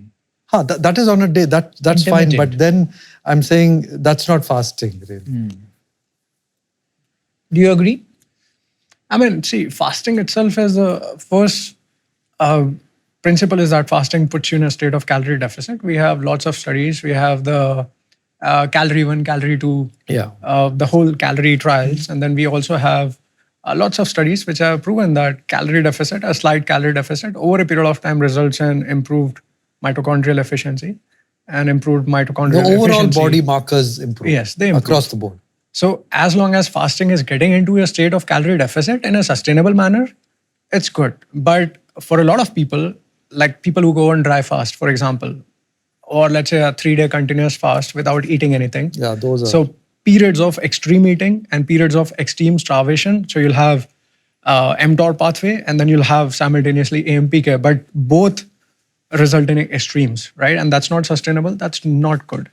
So as long as it's sustainable, fasting can be a good way for somebody to achieve caloric restriction. Growth hormones? And not very. I don't have any. Yeah, I don't support them because growth hormones, like anything that you put in your body in an exogenous manner and takes your. What if your body has a deficit? If you're measuring it, if you have a clinical diagnosis that you don't have enough, let's say, human growth hormone, or then in that case, yeah, sure, makes sense. They give it to a lot of kids who have deficiencies when growing up to increase their height and other things. But both testosterone and growth hormones, I think there are ways in which you can organically increase it through a set of things. I mean, not just supplementation, but a set of things that you can do. For growth hormone, that insulin-like growth factors, IGF-1, it's a certain range. And if you're at the lower end of the range, you can optimize to be at the higher end. But you have to keep taking it. No, but growth hormone is not required. Testosterone is, I have to be taking it. Growth hormone... There's a certain cycle you still have to follow for growth hormones, right? You need to do a certain cycle and then stop it. And the problem with growth hormones or any hormones, for example, they can penetrate the nucleus. And again, the same set of side effects exist. So, I mean, most of the growth hormones, they are isolated, so they're pretty safe. But you cannot absolutely guarantee that they are going to target specific cells. So one of the side effects of growth hormones is growth of other organs, which is the unintended consequences. Let's say you take growth hormones to improve your muscle hypertrophy. Now, heart is also a muscle. So people observe megaly in their heart, right? So hearts grow bigger. And so, organ enlargement is also a common side effect of growth hormones. So, is this anywhere related to hormone replacement therapy? HRT is different. HRT is different. Hormone therapy, growth hormones are different. But if you're talking HRT, so maybe TRT, and then probably for women they prescribe HRT.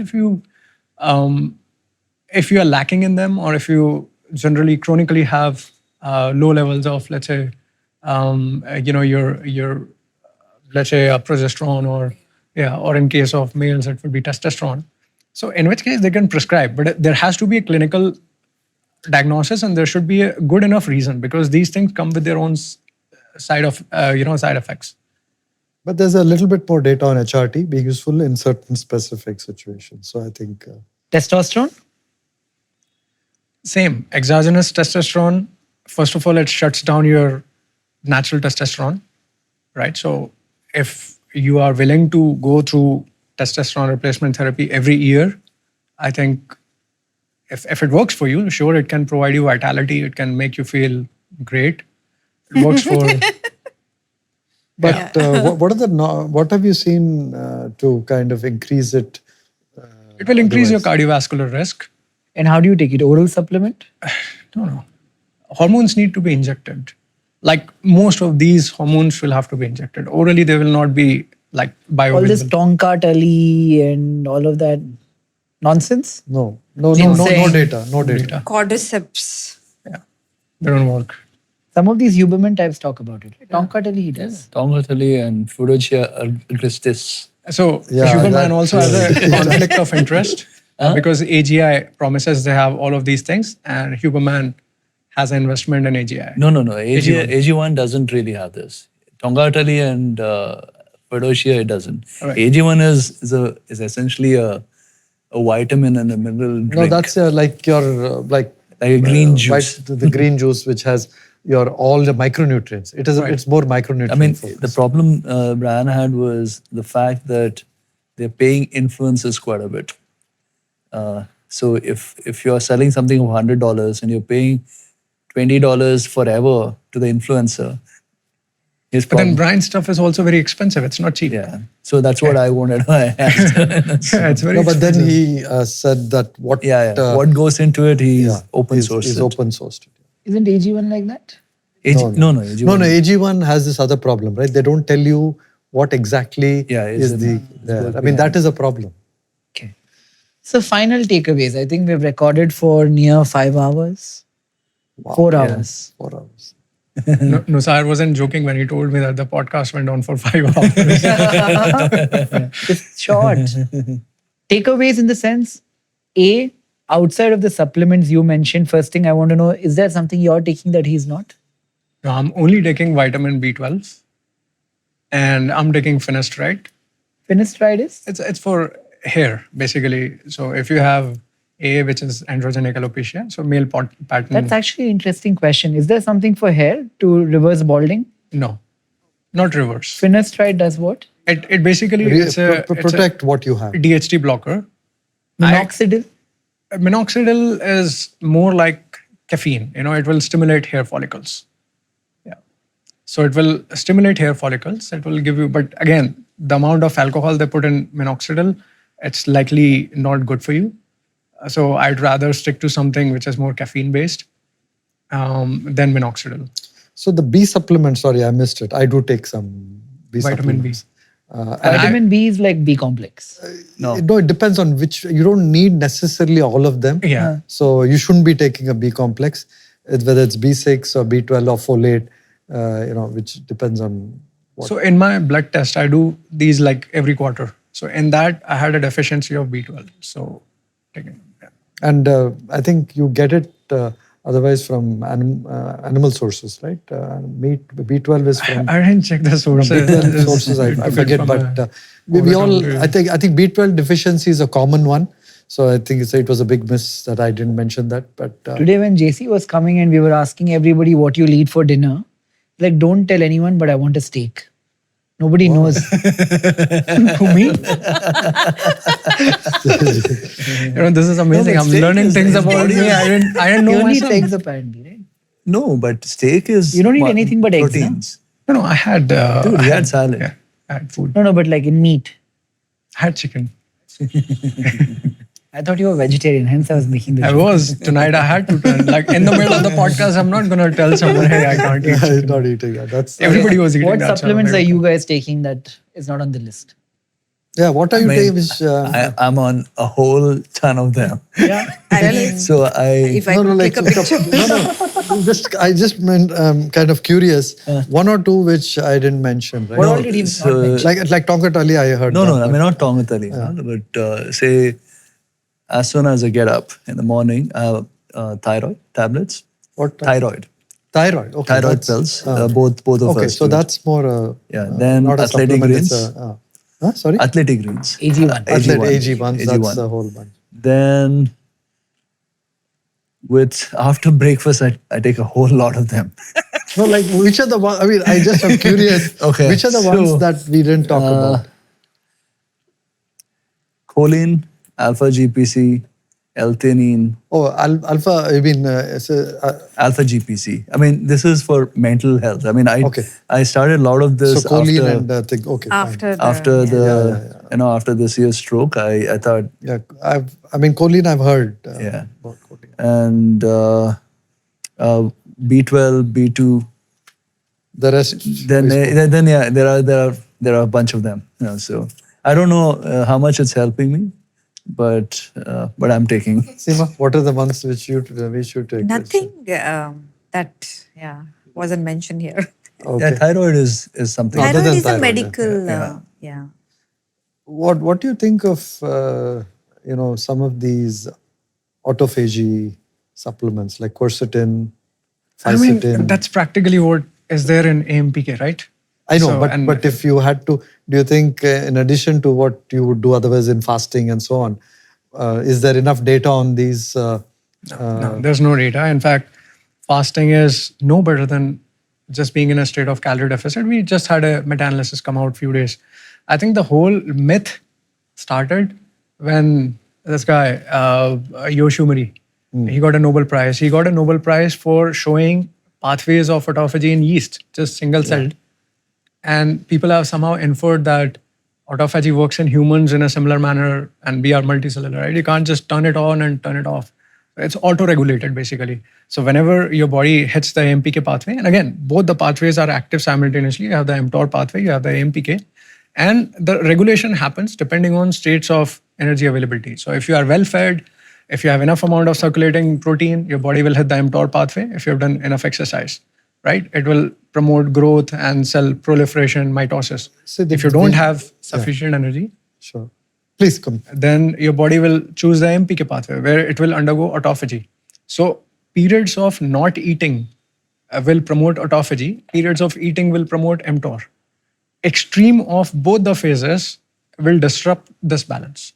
So you should ideally regulate between periods of eating and periods of not eating. And that's basically built into the human physiology. We feel hungry. Once we eat the food, we are satisfied. If our body wanted extreme amounts of autophagy, we'll have built-in mechanism where we'll not feel hungry for days.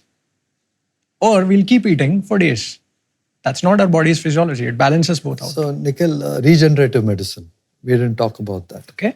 Right? Big area.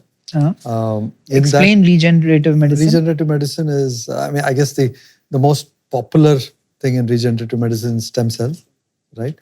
There is data there. Very tough to use it. Implementation is very difficult because you have two problems. One, there is not enough, again, good validated clinical trials on which type of targeted stem cell therapy works, right? I think the most data is on stem cell therapy for joints and knees. I think there is some reasonable amount of data for that. And for certain other conditions also there is data. But India is still, I don't think from a regulatory perspective, we have everything in place to kind of, operationalize this at a big scale. India is a good place to experiment with. Not necessarily, no. Nithin was saying. No. Not India, Dubai. Dubai. So a lot of the stem cell therapies are more popular in Dubai and Cayman and Middle East. If I could go to Dubai and get one treatment, what should I get that I can't get here?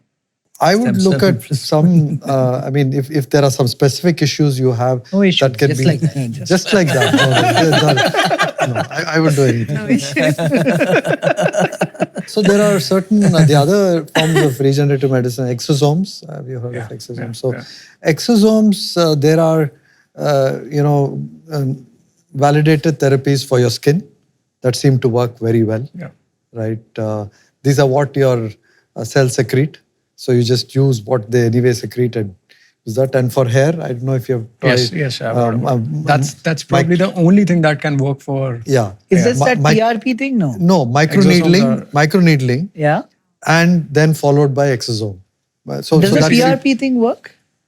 It works. It works. It helps because it's basically stimulating your hair follicles and basically nourishing your hair roots with plasma-rich blood. Basically, that's what PRP is. So I want to ask you like fleeting thought on anything on aging, disease management, aging, disease prevention, therapeutics, No, we discussed that entire thing, right? Yeah, we've discussed. targeting age, disease reversal. Yeah. Age disease reversal. See, I think see some of these things that you do at a broad level. Let's say, whether it's sleep or better nutrition. I think some of these are reversal at a broad level, right? So I think these are more system level things that you do to. I think reversing just through one specific intervention, a particular disease may or may not work. I think a holistic, targeted approach on multiple dimensions is, I think, what works. Okay, fleeting thought to our audience of wannabe entrepreneurs, one idea each. You've invested in a lot of health companies. One thing somebody can start, should start. No, I think more than the one thing someone should start, it is maybe starting with the right expectation.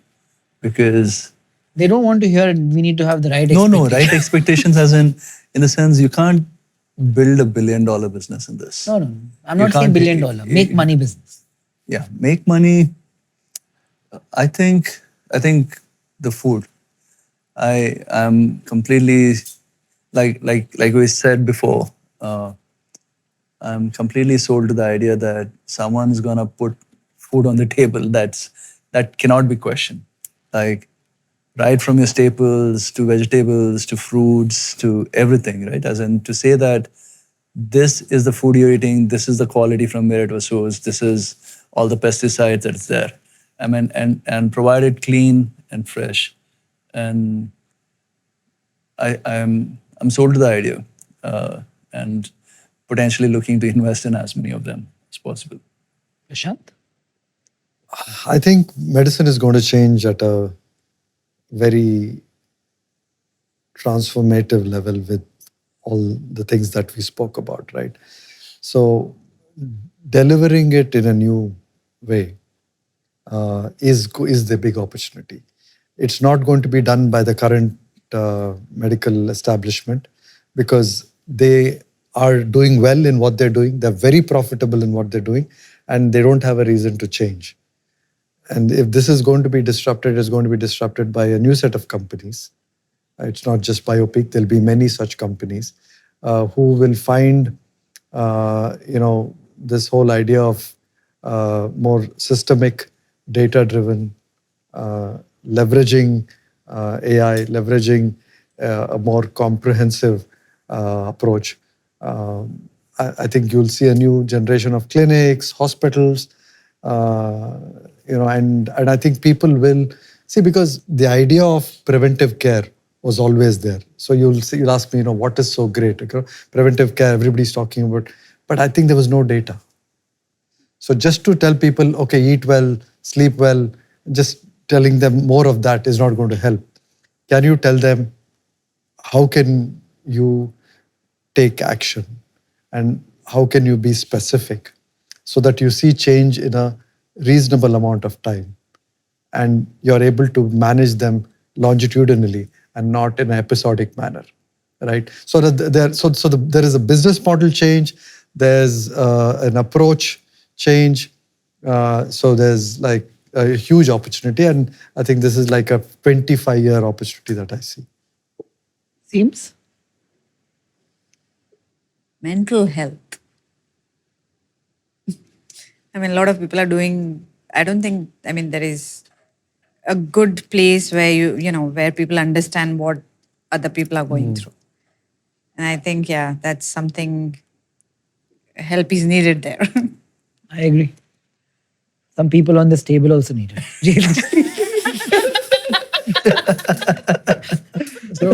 So in future, if India has to make any strides in the medical realm, if it wants to become relevant in healthcare AI, it will need its own data sets.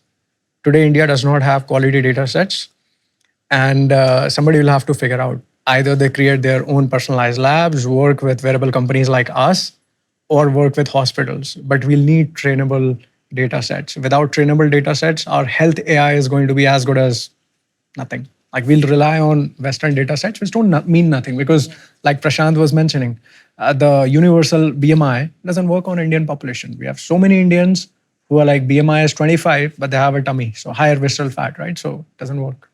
So you need a lot of data sets. Okay, I think that's it. Thank you guys Great. for doing this. Awesome. Thanks. Cheers. Bye. Thanks. Oh my God, this Long, thing right? was right here.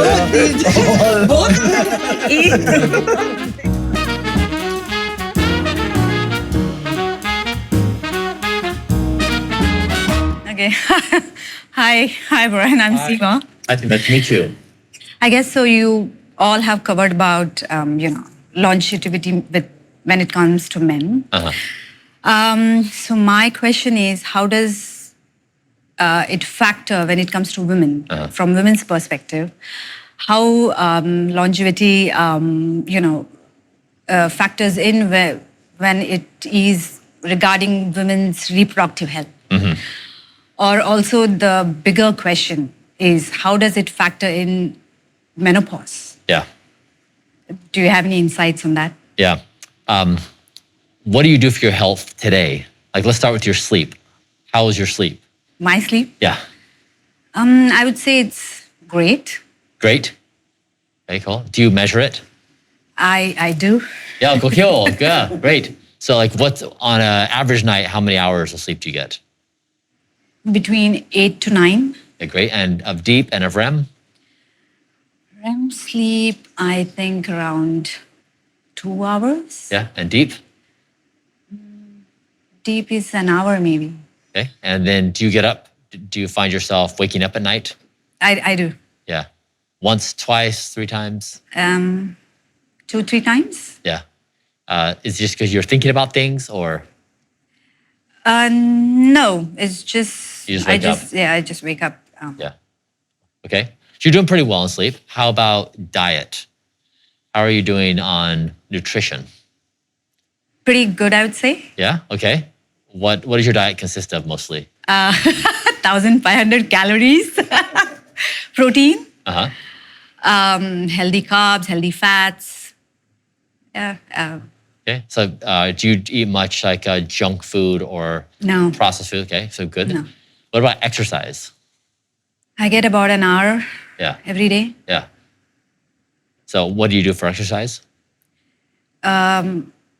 Weight training, there is yoga, cardio, Yeah. combination of. Yeah. Great. So you're doing really well in the primary areas of sleep, diet, exercise. Good job. Thank you. That's very rare. Have you done any testing? Like, have you had blood draws, or have you done MRIs, or? Blood draws, yes. A lot of scans, but no MRIs. Okay, and the blood draws. When was your most recent blood draw? Sorry? When was your most recent blood draw? 2 weeks back. Okay, great. So you're like an ideal. Yeah, this is amazing. Okay, and did you discover anything that was an anomaly? Anything that was off? At present, thyroid levels, I would say. Iodine levels? Yeah, Yeah. Okay. they're not right. And lipid profile is not great either. So some cholesterol markers were a little off. Yes. Okay. So I'm thinking maybe it's the vacation food that I had. Oh, okay. Okay. So like it wasn't the whole story in the diet. Okay. There's more going on. Yeah. Okay. Yeah. This is usually how it goes, right? Like, yeah. So what happened on this vacation? Well, good food. Yeah. Good wine. Yeah. Yeah. Yeah. What kind of food? What kind of food? I don't know, whatever Michelin star restaurants cook. Yeah. And the night you had that food and you had the alcohol, how was your sleep? You know what? Sleep was still good. Yeah. I didn't wake up the way I usually do. Uh-huh. Yeah. Do you know what the REM and deep were? I know. Yeah. I didn't really measure them. Okay. And so did you exercise the next day? Yes, Okay. every day. Okay, good. Cool. So yeah, you're doing really well on like the core 3 things and also testing. And so you're checking the box on the most important things and you haven't found any major deficiencies. Is that right? Yeah. So as a female, you're doing all the right basics. That's a really great thing. And that's uncommon for a lot of people. Have you tested yourself for contaminants like heavy metals or microplastics? No. So this is one area where you could potentially improve. So a recent study showed that women with high levels of BPA produced substantially fewer eggs in ovulation. That contaminants reduces the body's production of eggs. And so even when you're doing all the right things with sleep, diet, exercise, there are things in the outside world that can come in, like contaminants in food, contaminants in the air, that can negatively affect your fertility, and negatively affect eggs that are produced, negatively affect your hormones. And so there is some opportunity on the measurement side of things that you can try to identify what, like we have a new microplastics test, which we've put out. You prick your finger, you get a measurement, and those levels help inform like what is your level of contamination. So like the simple thing is like in these foods, the question would be, what is the level of microplastics in the food? They're there, we just don't know how much. So we would test it. And so a lot of times I do this Q&A with you because a lot of times when you talk about female health and we talk about fertility and menopause, most people want there to be a silver bullet, like, do this, don't do that. It's oftentimes not as clean as that. Usually it's more nuanced and complex, yeah? And so I'd say the first thing that's relevant for you as a female is to continue to do the basics, sleep, diet, exercise, which you're doing really well, basic testing, and you can now consider to do more advanced testing to find potential areas of improvement. That'd be like number 1. How do you feel about that? She wants me to ask a question. Yeah. Okay. All right. Well, if men live forever and women can't give birth beyond 35, what happens to the societal structure? Yeah. So, I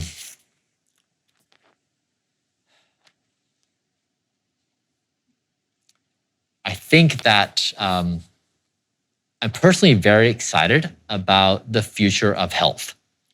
And specifically, I think that AI may produce in the next 5 years, decades, if not a century worth of progress. And in those discoveries may be something about a woman's time period of fertility. I think, women produce a certain number of eggs over a certain duration of time, and that fertility window closes. And so it's not something that we've solved today, but I don't think it's out of the realm of possibility that we could either extend that or somehow modify that. But I think it's one of the coolest areas of research of health and wellness, is because I agree with you, it's a challenging circumstance that women have this very small window of time, and once it passes, it's gone. And men, have a much longer. Exactly. So I agree with you. So I think it's a really great area of interest. And so I guess I was asking you these questions because as a female, what you're trying to do is you're trying to slow your speed of aging down as much as possible. Like you want your body to be fertile as long as possible.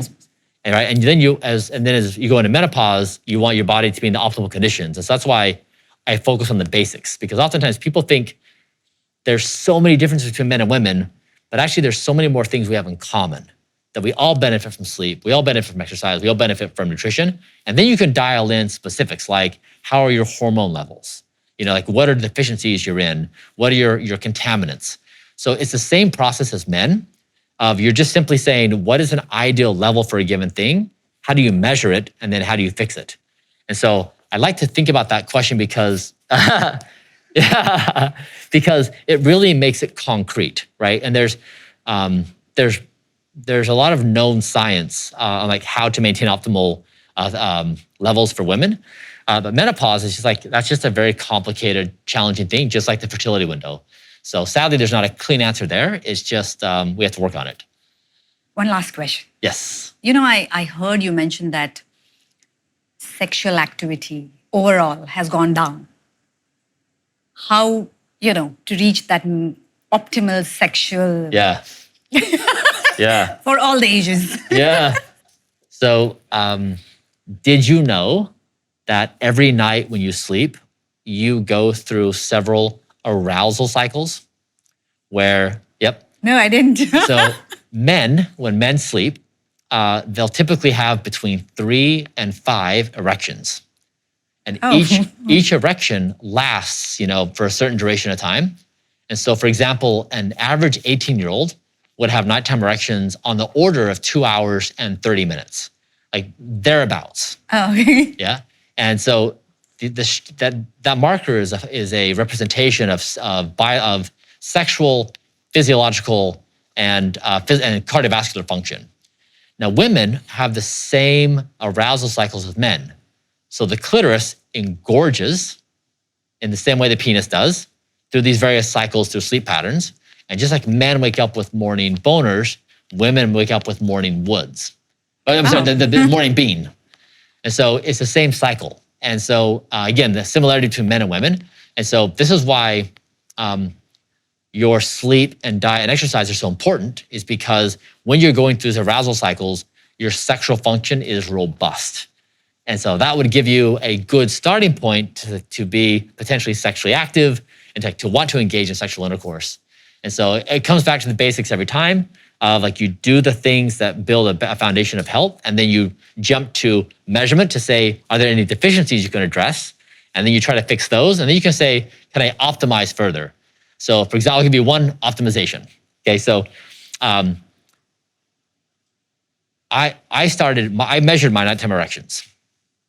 There's a little device you put on the penis, and it measures the engorgement of the penis and like the number of times and the strength of it.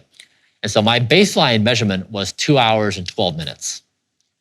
And then I did 2 therapies to increase my nighttime erections. One was focus shockwave therapy. So it uses acoustic waves.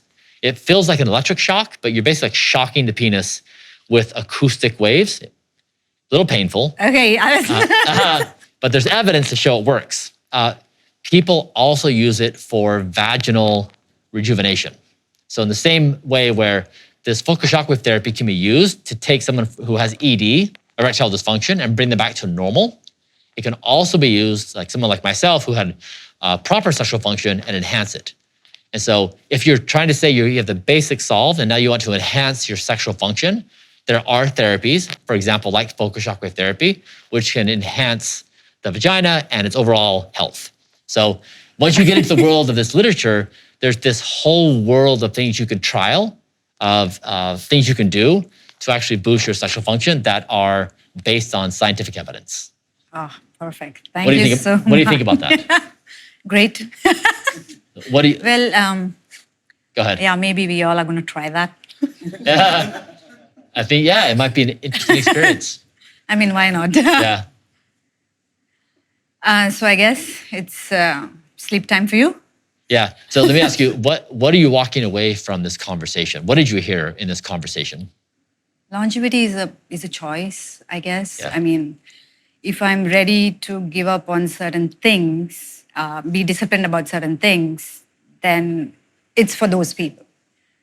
But if you're not ready to give up on certain things, then maybe it's not so. I mean, I don't think it's for everyone. Yeah. Even if we had a choice to, participate in it. But yeah, cool. And I would say the summary for yourself and others is the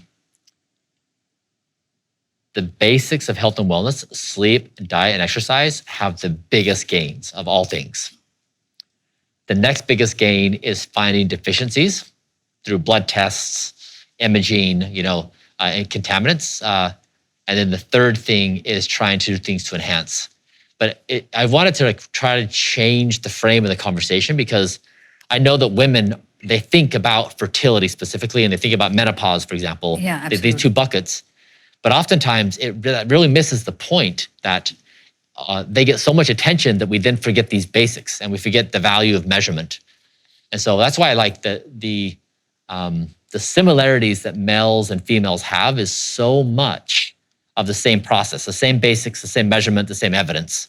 And if we all go through that process, like we're going to hopefully come up with good outcomes. But hopefully that's helpful for everybody. Whereas instead of specific recommendations for given things, we just go through the same scientific process and we can produce healthy outcomes where you don't really need to choose longevity, you're just choosing health. Like you're choosing happiness, you're choosing vibrancy, you're choosing good relationships, you're choosing like to be a certain way. Great. Thank you so much. Yeah. And is there any other confessions? Like if so, yeah.